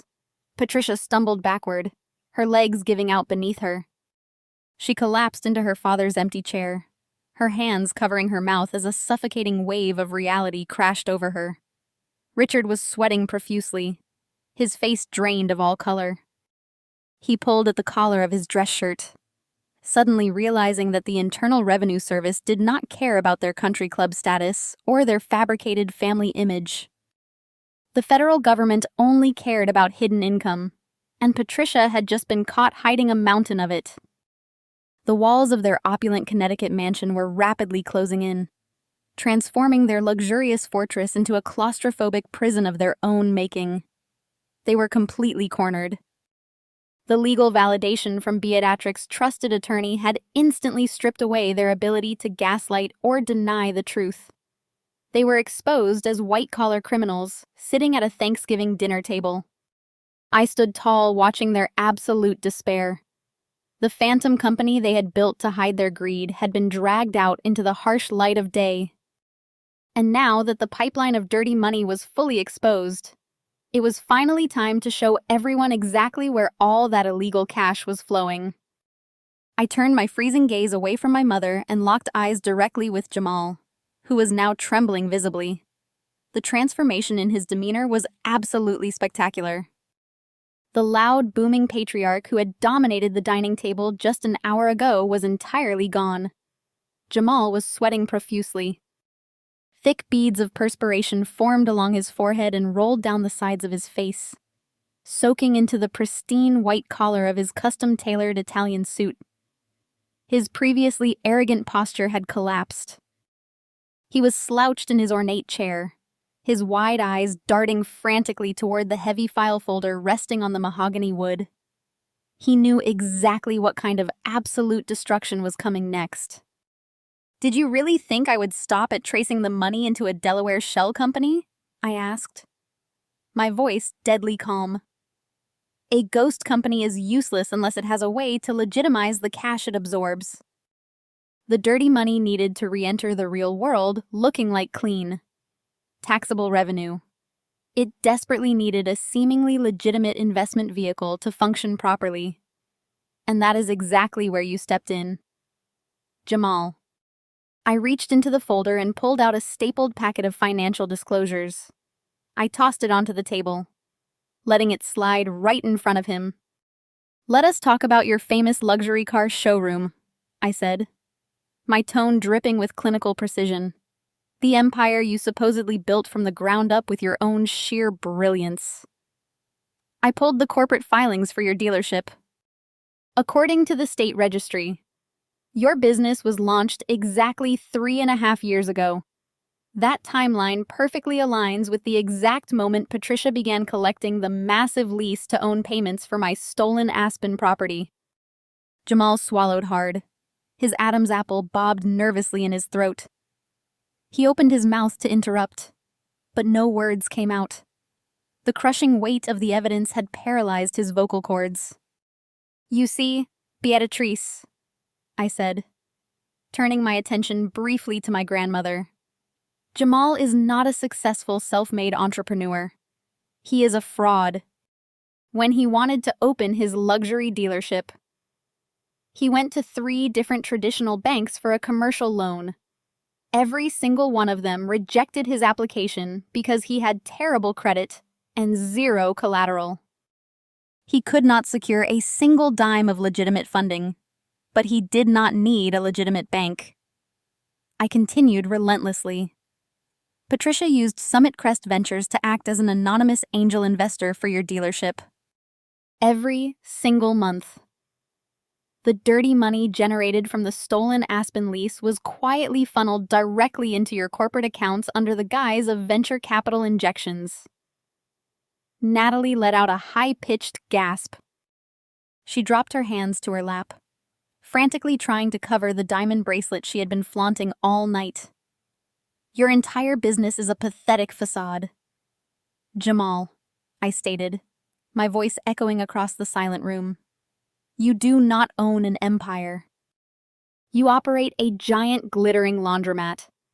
The imported sports cars sitting on your showroom floor were not purchased with your brilliant sales profits. They were purchased with the money Patricia stole from me while I was bleeding in an intensive care unit. You built your entire identity on the back of my physical trauma." The sheer devastations of my words hit Jamal like a physical strike. His broad shoulders sagged. The heavy gold Rolex on his left wrist suddenly looked like a cheap, heavy shackle. I stared directly at that watch. "Take a really good look at that Rolex." "Jamal," I commanded, "take a look at your custom suit. Take a look at your wife's designer bags and the diamond jewelry she buys just for fun. You love to walk around acting like you are the king of the world, mocking my frayed clothes and calling me a homeless failure. But every single ounce of wealth you possess was bought and paid for with my blood. Jamal tried to push his chair back, desperate to create some distance between us. His breathing became ragged. The polished, untouchable persona he projected to the world shattered completely in front of the entire room. He was no longer a high-rolling executive. He was a small, greedy man who had been caught red-handed living on stolen charity. "You are nothing but a parasite," I said, delivering the ultimate devastating blow to his fragile ego. "You could not succeed on your own merits, so you gladly accepted stolen funds from a woman who robbed her own critically injured daughter. You knew exactly where that seed money came from. You turned a blind eye to the obvious fraud because you were too desperate to play the role of a rich man." Natalie began to hyperventilate. Her eyes darted wildly between me, her husband, and lawyer Harrison. She had spent her entire adult life believing she was vastly superior to me. Now she was forced to confront the horrifying reality that her entire glamorous existence was entirely funded by my stolen assets. She was wearing my money. She was driving my money. She was living inside a giant sparkling lie. "Clara, please." Jamal finally choked out.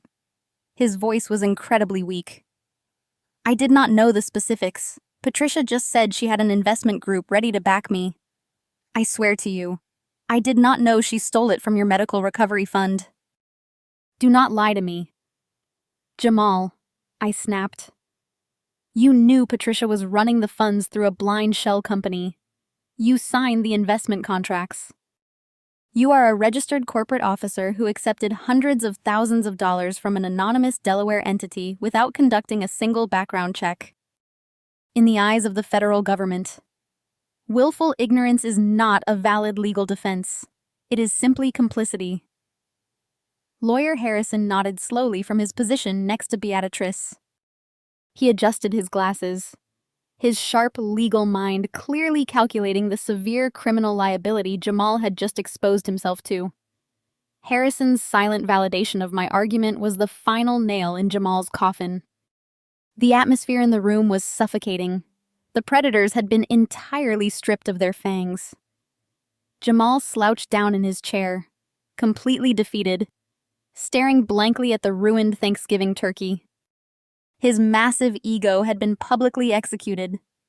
He had truly been exposed as a complete fraud in front of his wealthy mother-in-law, his wife, and the highly respected estate attorney he had been trying to impress all night. The massive, towering, arrogant facade he had built was completely annihilated.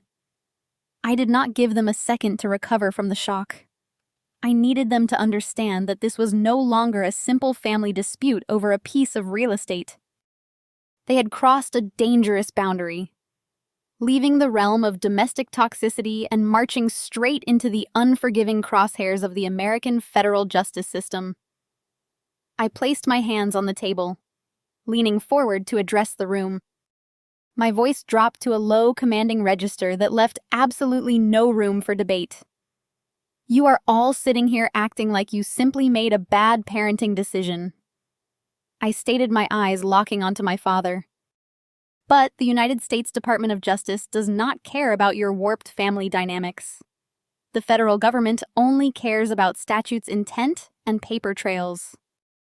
And the paper trail you have left behind is a blazing neon sign pointing directly to a federal penitentiary. Patricia let out a sharp gasp, her hands flying to her throat.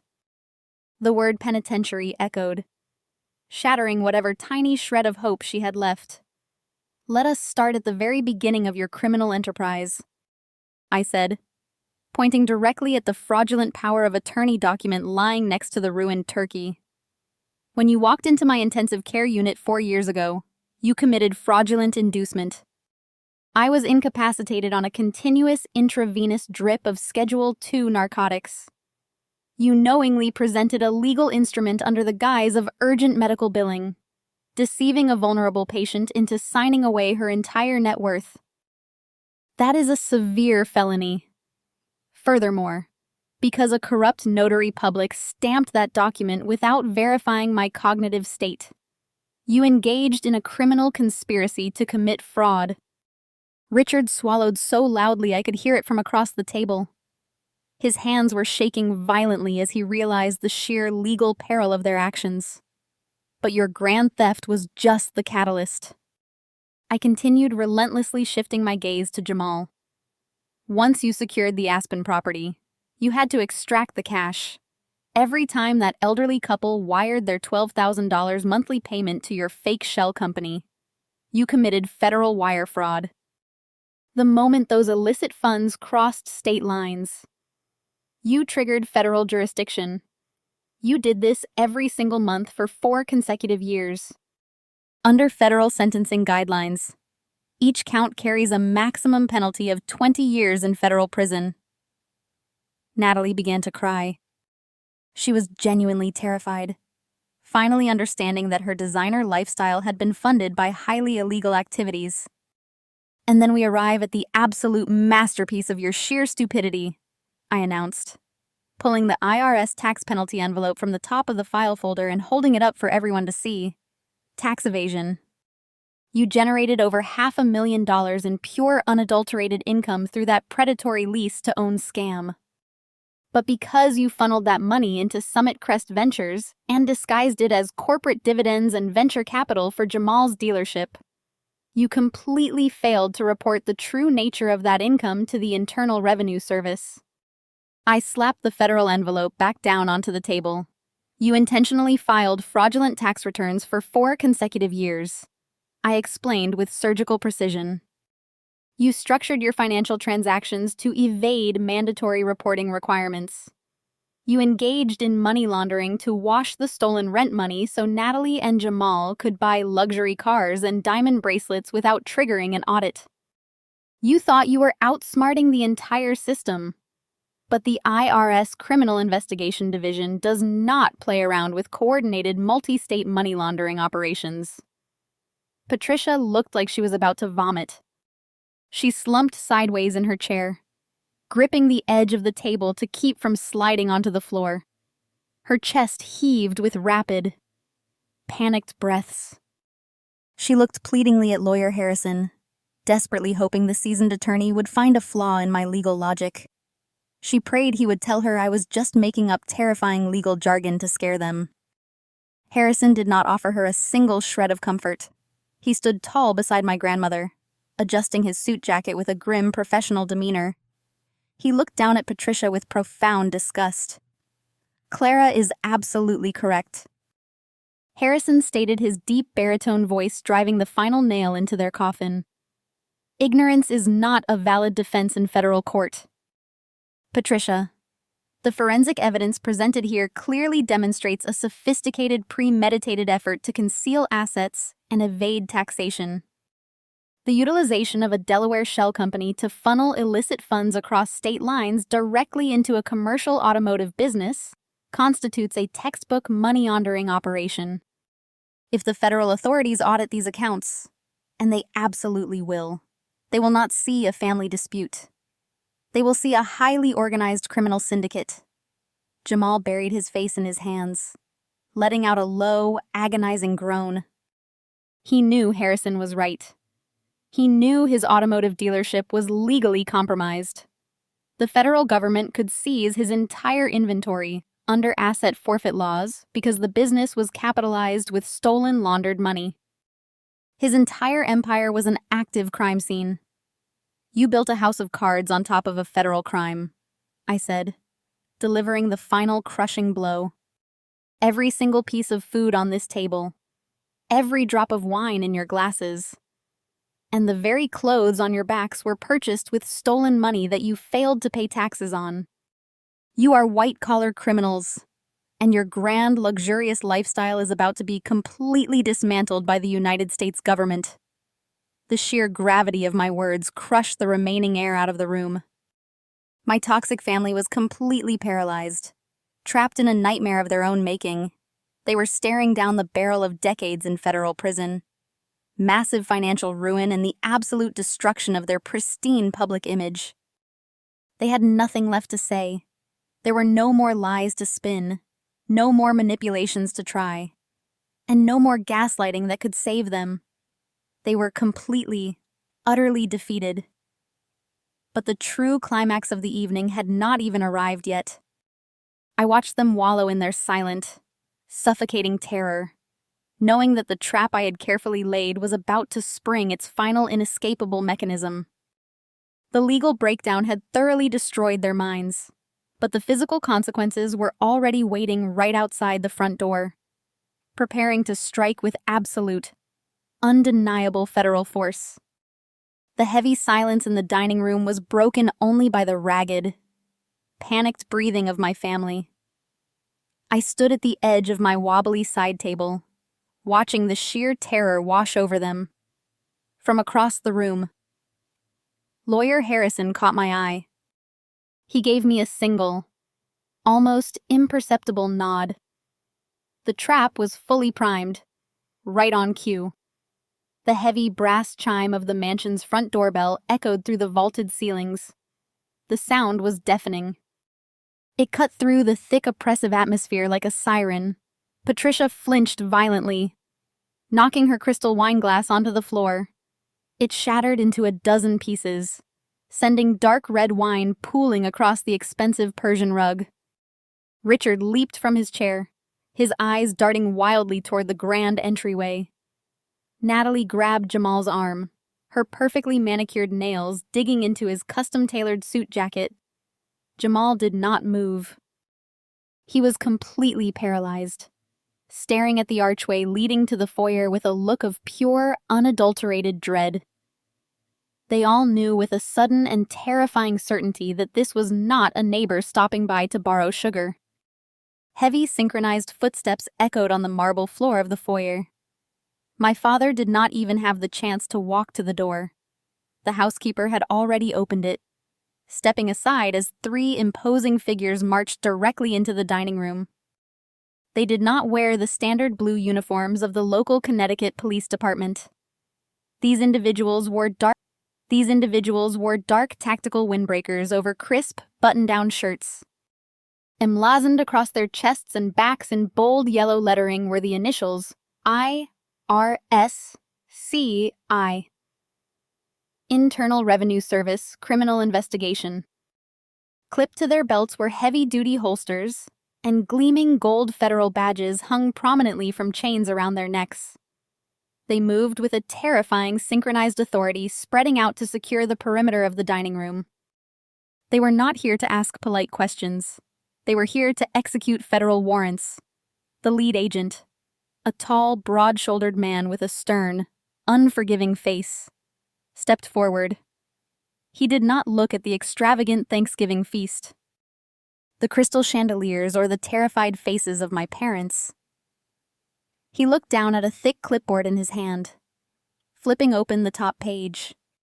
Patricia and Richard, the lead agent, announced, his voice a booming baritone that commanded absolute submission. He looked up his sharp eyes, locking directly onto my mother. "And Jamal, we are special agents with the Internal Revenue Service Criminal Investigation Division. We are here to execute multiple federal search and seizure warrants regarding Summit Crest Ventures, your luxury automotive dealership, and your personal financial accounts." The collective reaction of my toxic family was a masterpiece of absolute catastrophic collapse. The untouchable, arrogant facade they had maintained for my entire life shattered into a million jagged pieces right in front of my eyes. The cathartic release I felt in that exact moment was indescribable. Years of enduring their cruel mockery, years of being called a failure, years of sleeping in the freezing back seat of my car, all culminated in this spectacular, undeniable manifestation of justice. Patricia physically gave out. Her legs crumbled beneath her, and she slumped heavily against the mahogany dining table, dragging the expensive linen tablecloth down with her. The remaining gravy boat tipped over, spilling cold, congealed fat across her designer skirt. She began to hyperventilate, taking short, wheezing gasps of air. Her meticulously applied makeup was completely ruined, dark mascara streaming down her cheeks in jagged, ugly lines. She looked wildly at the federal agents holding up her shaking hands, as if she could physically push away the reality of her impending incarceration. She tried to speak, tried to deploy her usual high society charm, but all that escaped her throat was a pathetic, high-pitched squeak.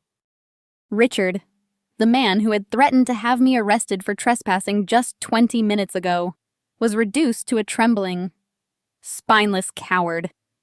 He backed away from the dining table, his hands raised in a gesture of immediate surrender.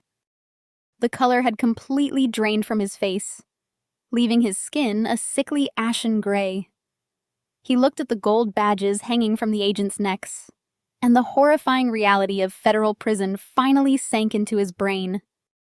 He realized instantly that his country club memberships, his golf buddies, and his perceived status could not save him from the United States government. He was a white-collar criminal caught red-handed, and he looked entirely broken. Natalie burst into hysterical, uncontrollable sobs. She curled into a ball in her ornate dining chair, wrapping her arms tightly around herself. She kept frantically rubbing the diamond bracelet on her wrist, as if trying to physically hold on to the stolen wealth that was rapidly slipping through her fingers.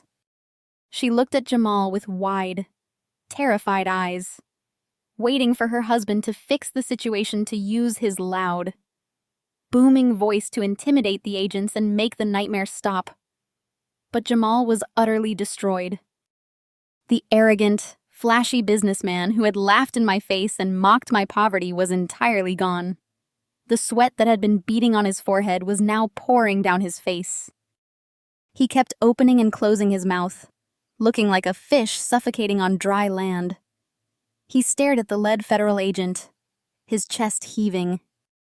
He knew that the agent standing in the dining room meant his dealership was already crawling with federal investigators.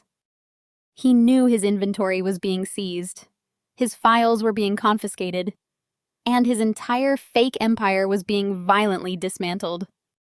He looked down at his heavy gold Rolex, a symbol of his stolen success, and slowly slid his hands off the table, completely surrendering to the devastating weight of his own greed. The second agent, a sharp-eyed woman with a tight bun, stepped forward and pulled a stack of official documents from her tactical vest. She handed them directly to Lawyer Harrison, completely ignoring Patricia's desperate reaching hands. Harrison briefly reviewed the federal warrants, nodding his head in professional acknowledgement of their absolute legal validity. "Nobody move," the lead agent instructed, his voice echoing with cold, hard authority. "Keep your hands visible and remain exactly where you are. We have agents currently securing the perimeter of this property, and a secondary team is simultaneously executing warrants at your commercial dealership location. Do not attempt to access your cell phones or destroy any documents." I stood in the corner of the dining room, my frayed green jacket zipped tight against the evening draft. I did not smile. I did not gloat. I simply watched the absolute destruction of the people who had tried to bury me. They were completely paralyzed, trapped in a cage built entirely by their own arrogance and greed. The heavy, suffocating silence had returned, but this time I was not the one being crushed by it. The trap had sprung, the steel jaws had clamped shut, and my toxic family was finally facing the absolute, undeniable consequences of their actions. The lead agent lowered his clipboard. His gaze swept across the ruined Thanksgiving table, moving past the spilled wine and the scattered financial documents before locking onto my mother. The sheer authority radiating from him commanded absolute silence. When he finally spoke, his voice possessed the cold mechanical precision of a crushing industrial press. "Patricia and Richard," the agent began, articulating every syllable with deliberate weight, "you are currently the primary subjects of an active multi-agency federal investigation. The Internal Revenue Service, in conjunction with the Financial Crimes Enforcement Network, has been monitoring the financial transactions of Summit Crest Ventures for several weeks. Your attempts to obscure the origin of your capital were thoroughly documented. Patricia let out a ragged, choking gasp, clutching her chest as if she had just been physically struck. Richard remained frozen, his eyes wide and vacant. Furthermore, the agent continued, turning his sharp gaze toward Jamal, your commercial automotive enterprise has been identified as a primary mechanism for laundering these illicit funds. As a direct result of the forensic evidence obtained, a federal judge signed a comprehensive seizure order late last night. The second agent, the woman with the tight bun, stepped forward. She pulled a thick stack of printed banking notices from her tactical vest and dropped them directly onto the mahogany table. They landed with a heavy, definitive thud right next to my own pile of evidence.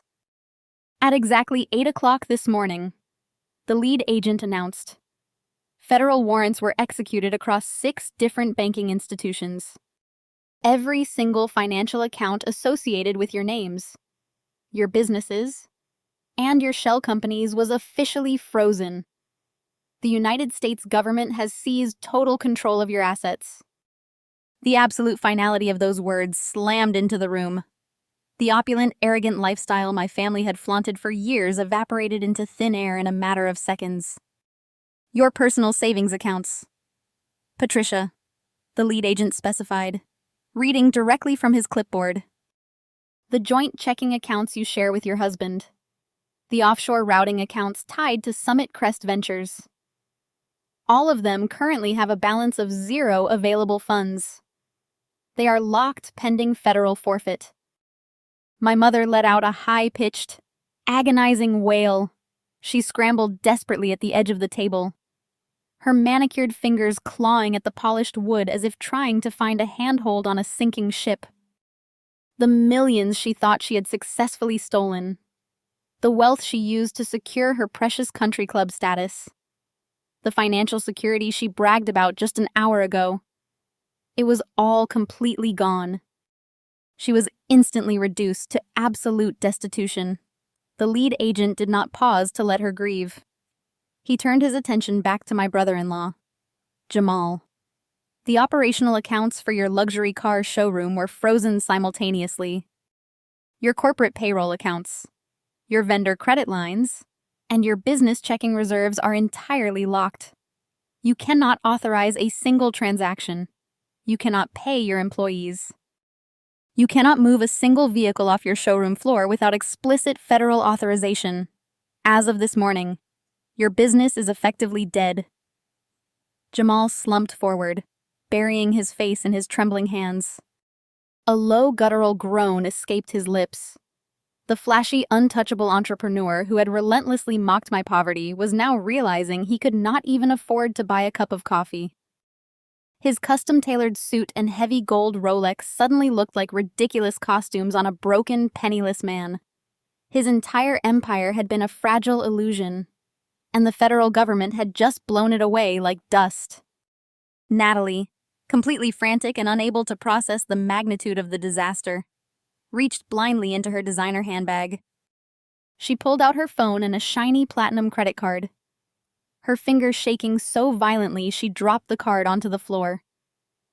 "You cannot do this!" Natalie shrieked, her voice cracking with pure hysteria. "I have bills on autopay. I have a trip to Paris booked for next week. My credit limit is flawless." The female agent stepped closer to Natalie, her expression utterly devoid of sympathy. "Put the phone down immediately," she instructed sharply. "Your credit accounts are tethered to the laundered funds provided by your husband's compromised business.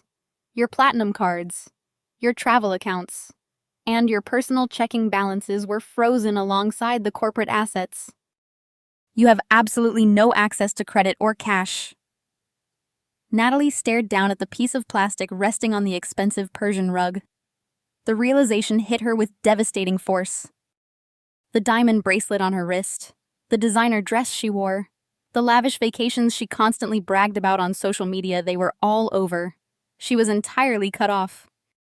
She was suddenly poorer than the homeless sister she had spent the entire evening degrading. Richard finally found a weak, trembling fraction of his voice.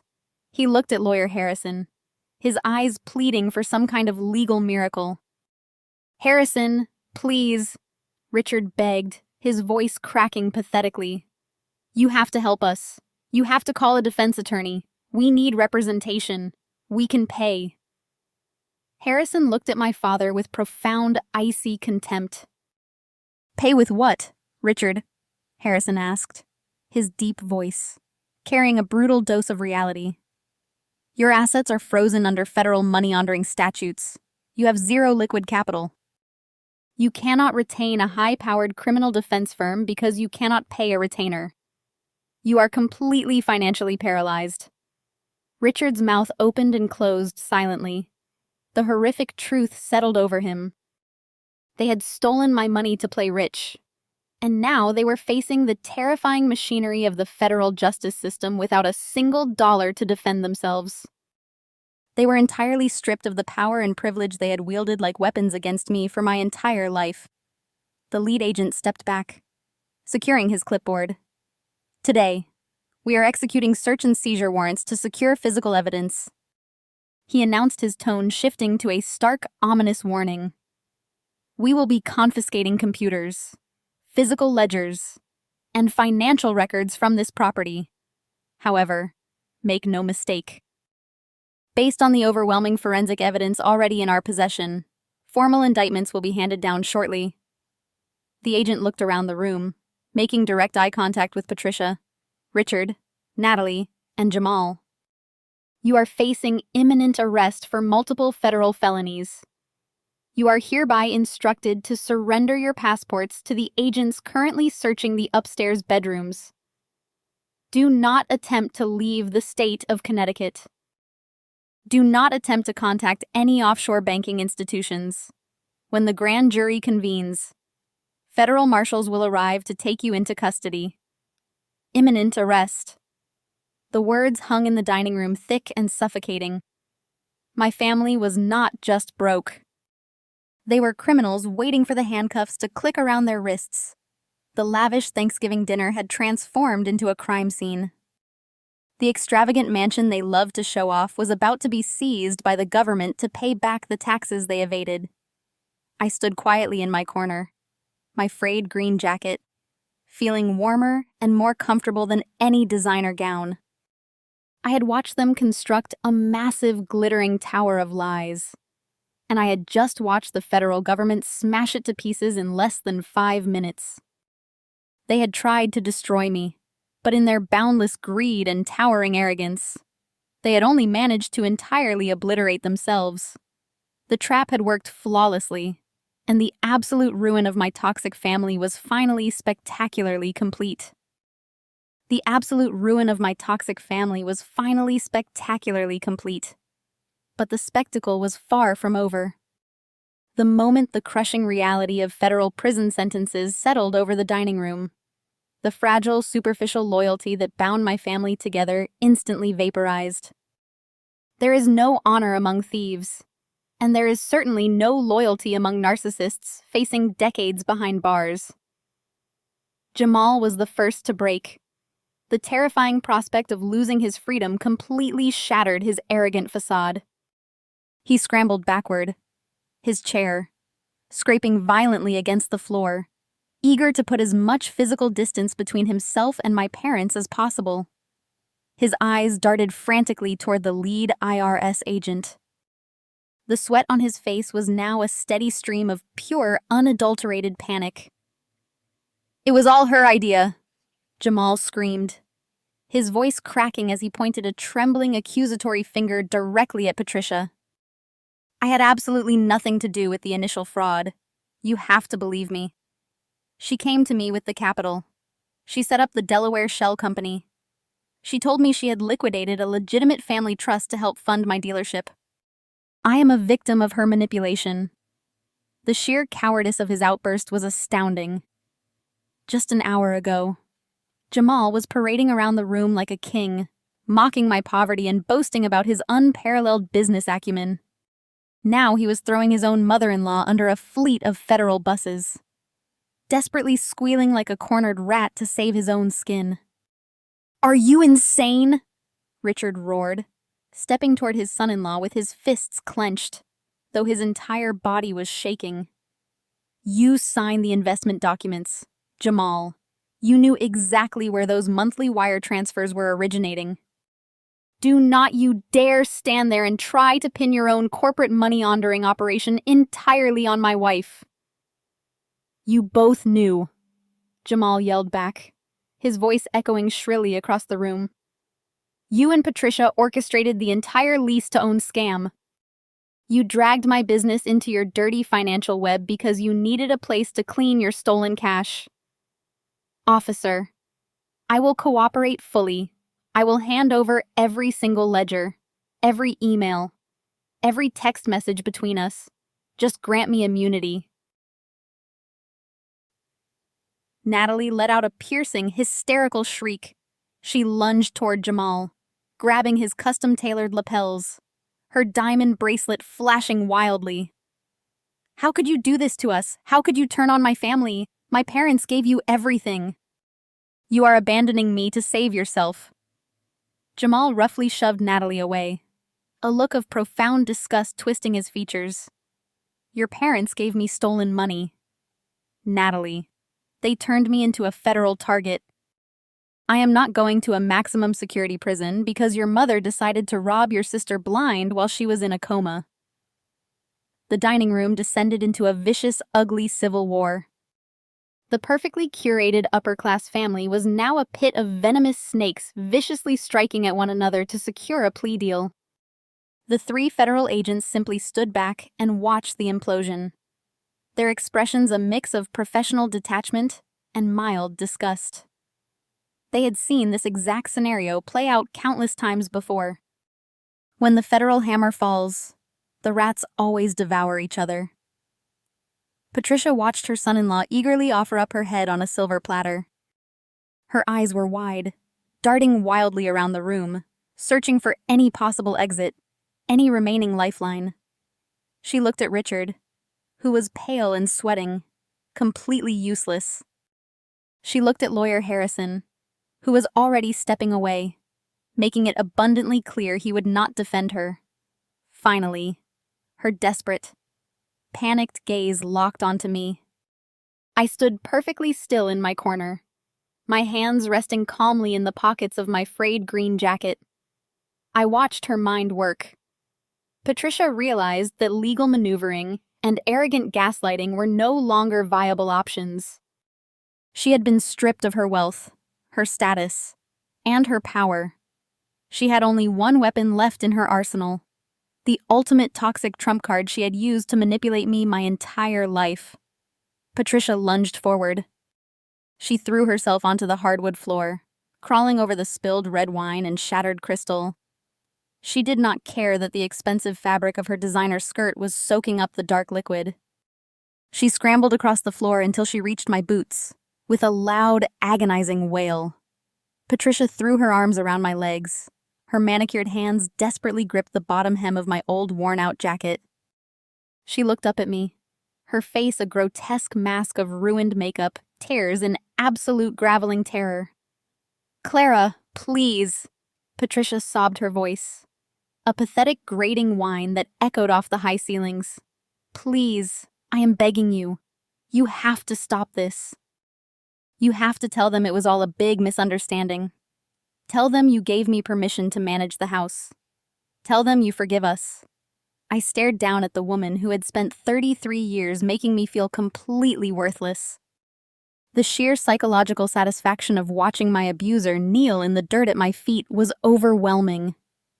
"Clara, I am your mother," Patricia wailed, tightening her grip on my jacket, her knuckles white with desperation.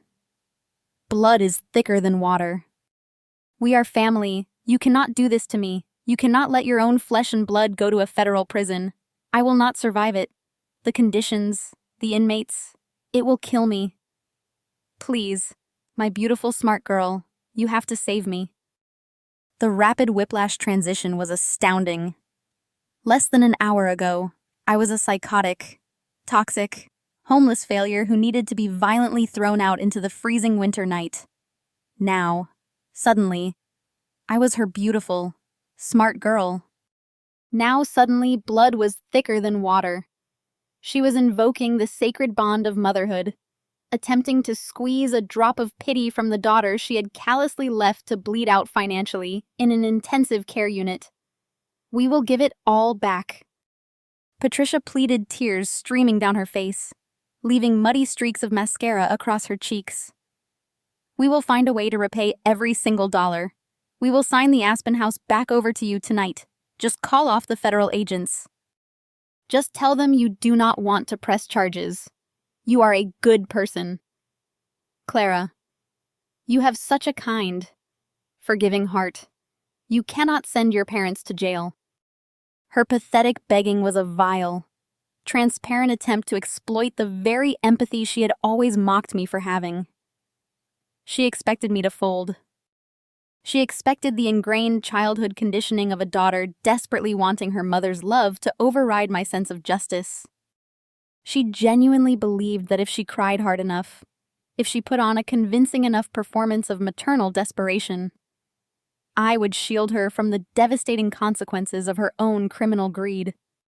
She was clinging to my frayed jacket as if it were a life raft, completely ignoring the fact that she was the one who had thrown me into the freezing ocean in the first place. I looked down at the woman groveling on the floor. For 33 years, I had craved her affection. I had contorted my personality, sacrificed my boundaries, and desperately sought a single word of validation from her lips. Seeing her now reduced to a weeping, ruined mess on her own expensive Persian rug, I expected to feel a flicker of pity. I expected the ingrained instinct of a daughter to kick in and compel me to comfort her. But there was absolutely nothing. The emotional well was completely dry. Patricia had drained every last drop of my empathy on the day she stood over my hospital bed and forged my signature. The tears streaming down her face were not born of remorse or love. They were the selfish, terrified tears of a criminal who had finally run out of runway and realized her opulent lifestyle was ending in federal prison. I did not reach down to help her up. I did not offer her a reassuring smile or a comforting hand. Instead, I planted my boots firmly on the hardwood floor and took a deliberate, powerful step backward. I yanked the hem of my frayed green jacket violently out of her desperate grasp. The sudden force broke her hold, and Patricia pitched forward, her hands slapping against the polished wood. I smoothed the wrinkled fabric of my coat, adjusting my collar with slow, methodical precision. I wanted her to see that I was entirely unaffected by her theatrical display. Her ultimate manipulation card had been played, and it had failed spectacularly. The emotional tether she had used to drag me through the mud for my entire life was permanently severed. I was standing in my own power, surrounded by the wreckage of their lies. And I was absolutely untouchable. "You do not get to call me your daughter tonight," I stated. My voice was a frigid, echoing strike in the quiet dining room. "You lost the right to use that word 4 years ago. You let me freeze in my car through the bitter winter. I wrapped myself in cheap blankets and woke up with frost on my windows, wondering how I was going to afford my next meal. And while I was shivering in the dark, you were living like absolute royalty on my stolen money. You drank imported wine, you bought designer clothes, and you funded Jamal's fake empire using the assets you ripped from my bleeding hands." Patricia sobbed, shaking her head, trying to form a pathetic excuse. Her voice was muffled as she pressed her forehead against the floorboards. "I did it for the family," she choked out, still trying to spin a fraudulent narrative. I did not let her speak another word. "Do not dare invoke family loyalty," I commanded, projecting my voice so every federal agent in the room could clearly hear me. Family protects each other. Family does not commit federal wire fraud to finance a luxury car dealership. You are not a victim of a misunderstanding. You are a predator who finally got caught in her own trap. Greed put you in this position. Patricia, not me. Your own bottomless, sickening greed engineered this exact moment. A sharp, commanding voice cut through the air before Patricia could formulate another pathetic plea for mercy. Stand up, Patricia. Have some shred of dignity. It was Grandmother Beatrice. She stepped away from the head of the table, her posture rigid and her eyes blazing with an intense, unyielding disgust. She looked at her daughter groveling on the floor, and then she turned her furious gaze to Richard, who was shrinking into the shadows, and to Natalie, who was still weeping into her hands. Beatrice had built her massive fortune through grueling hard work and uncompromising integrity. Seeing her legacy squandered and weaponized by her own bloodline was the ultimate betrayal. She looked at the federal agents securing the perimeter and then locked eyes with me. There was a profound, silent communication between us. She recognized my strength. She saw the undeniable truth in my meticulous investigation. Beatrice turned directly to Lawyer Harrison, who was already holding a fresh legal pad and a silver pen, preparing to record her official directives. Harrison, Beatrice announced, her voice echoing with absolute finality. I am entirely rewriting my will right here, right now. I want every single previous document revoked and shredded immediately. You will draw up the paperwork tonight. My entire estate, every liquid asset, every real estate holding, and every corporate stock is to be transferred into a blind trust. Natalie gasped loudly, her tear-streaked face shooting up from her hands. Jamal closed his eyes, accepting his absolute doom. They had just lost the millions they had been counting on to save them from this catastrophe. And Beatrice continued, her tone ruthless and absolute. That blind trust will be exclusively managed by Clara. She is the sole beneficiary and the sole executive of my entire legacy. Patricia, Richard, Natalie, and Jamal are completely disinherited. They will not receive a single dime from my accounts. They are entirely cut off. The financial safety net they had always relied upon was officially incinerated right before their eyes. They were left with absolutely nothing but the impending federal charges, the complete seizure of their fake assets, and the horrifying reality of their imminent arrest. The special agents stepped forward, pulling out their heavy steel handcuffs. The time for talking and manipulating had ended, and the long, agonizing nightmare of their legal destruction was just beginning. They were finally reaping exactly what they had sown. They had chosen an empire of deceit, and I had provided the wrecking ball. The opulent dining room was no longer a place of celebration. It was the absolute ground zero of their total, irreversible ruin. Now they had to pay for the unforgivable damage they had inflicted upon my life day after day behind cold prison bars. Their absolute downfall was entirely their fault. The heavy steel handcuffs finally clicked around my mother's wrists, producing a sharp metallic snap that signaled the definitive end of her tyrannical reign. The federal agents escorted Patricia, Richard, and Jamal out of the Grand Mansion, reading them their Miranda rights under the cold. Flashing lights of the tactical vehicles parked in the driveway.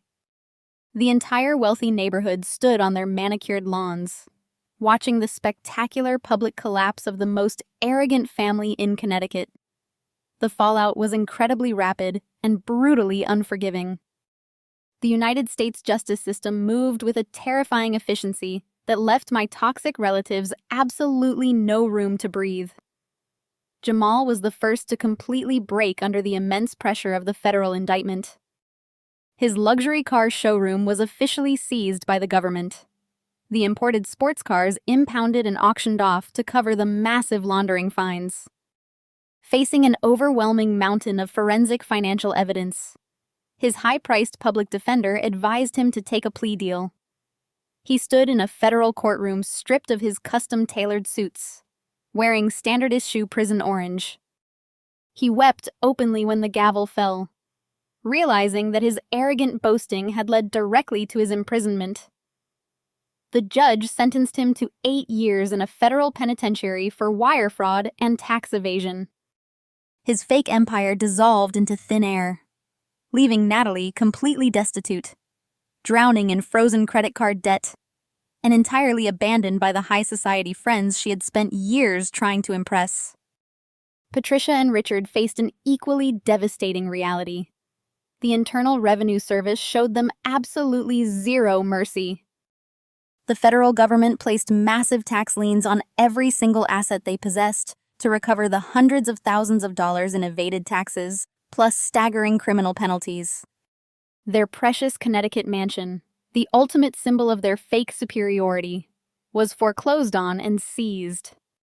I stood on the sidewalk across the street months later and watched as federal contractors carried Patricia's expensive crystal chandeliers, antique furniture, and designer wardrobes out the front door to be liquidated at public auction.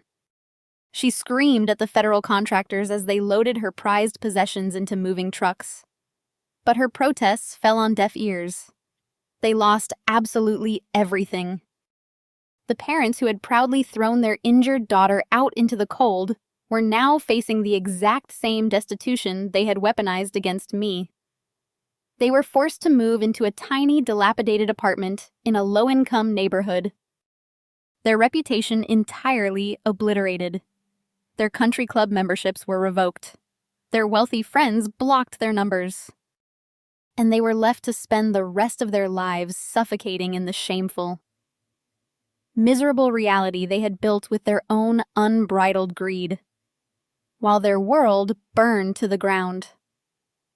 My life finally began, with the forged power of attorney officially nullified by the federal court.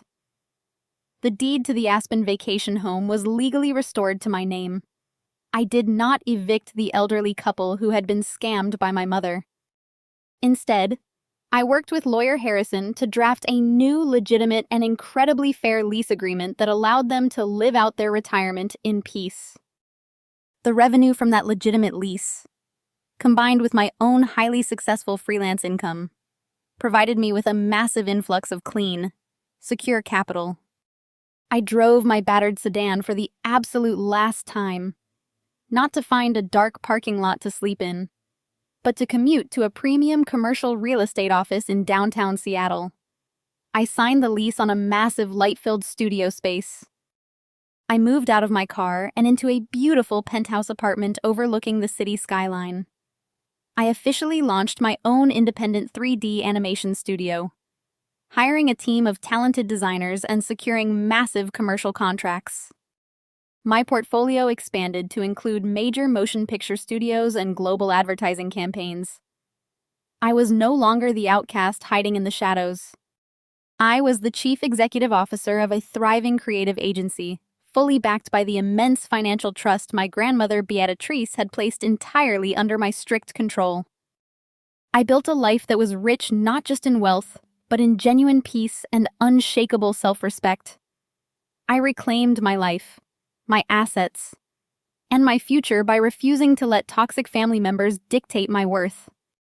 I built my empire on a foundation of absolute integrity, exhausting hard work, and undeniable truth. The freezing nights I spent sleeping in the backseat of my car taught me a profound, undeniable lesson about human nature and the true meaning of loyalty. We are taught from a very young age that family is supposed to be a safe harbor, a guaranteed sanctuary against the harsh realities of the unforgiving world. We are constantly told to forgive and forget simply because of shared DNA. But my journey proved that those societal expectations are often weaponized by narcissists to keep their victims trapped in a cycle of endless abuse. Blood is just a biological coincidence. It is never a free pass for cruelty. You do not owe your sanity, your finances, or your future to people who only view you as a convenient resource to exploit. Have you ever discovered that the people meant to protect you were the ones holding the knife?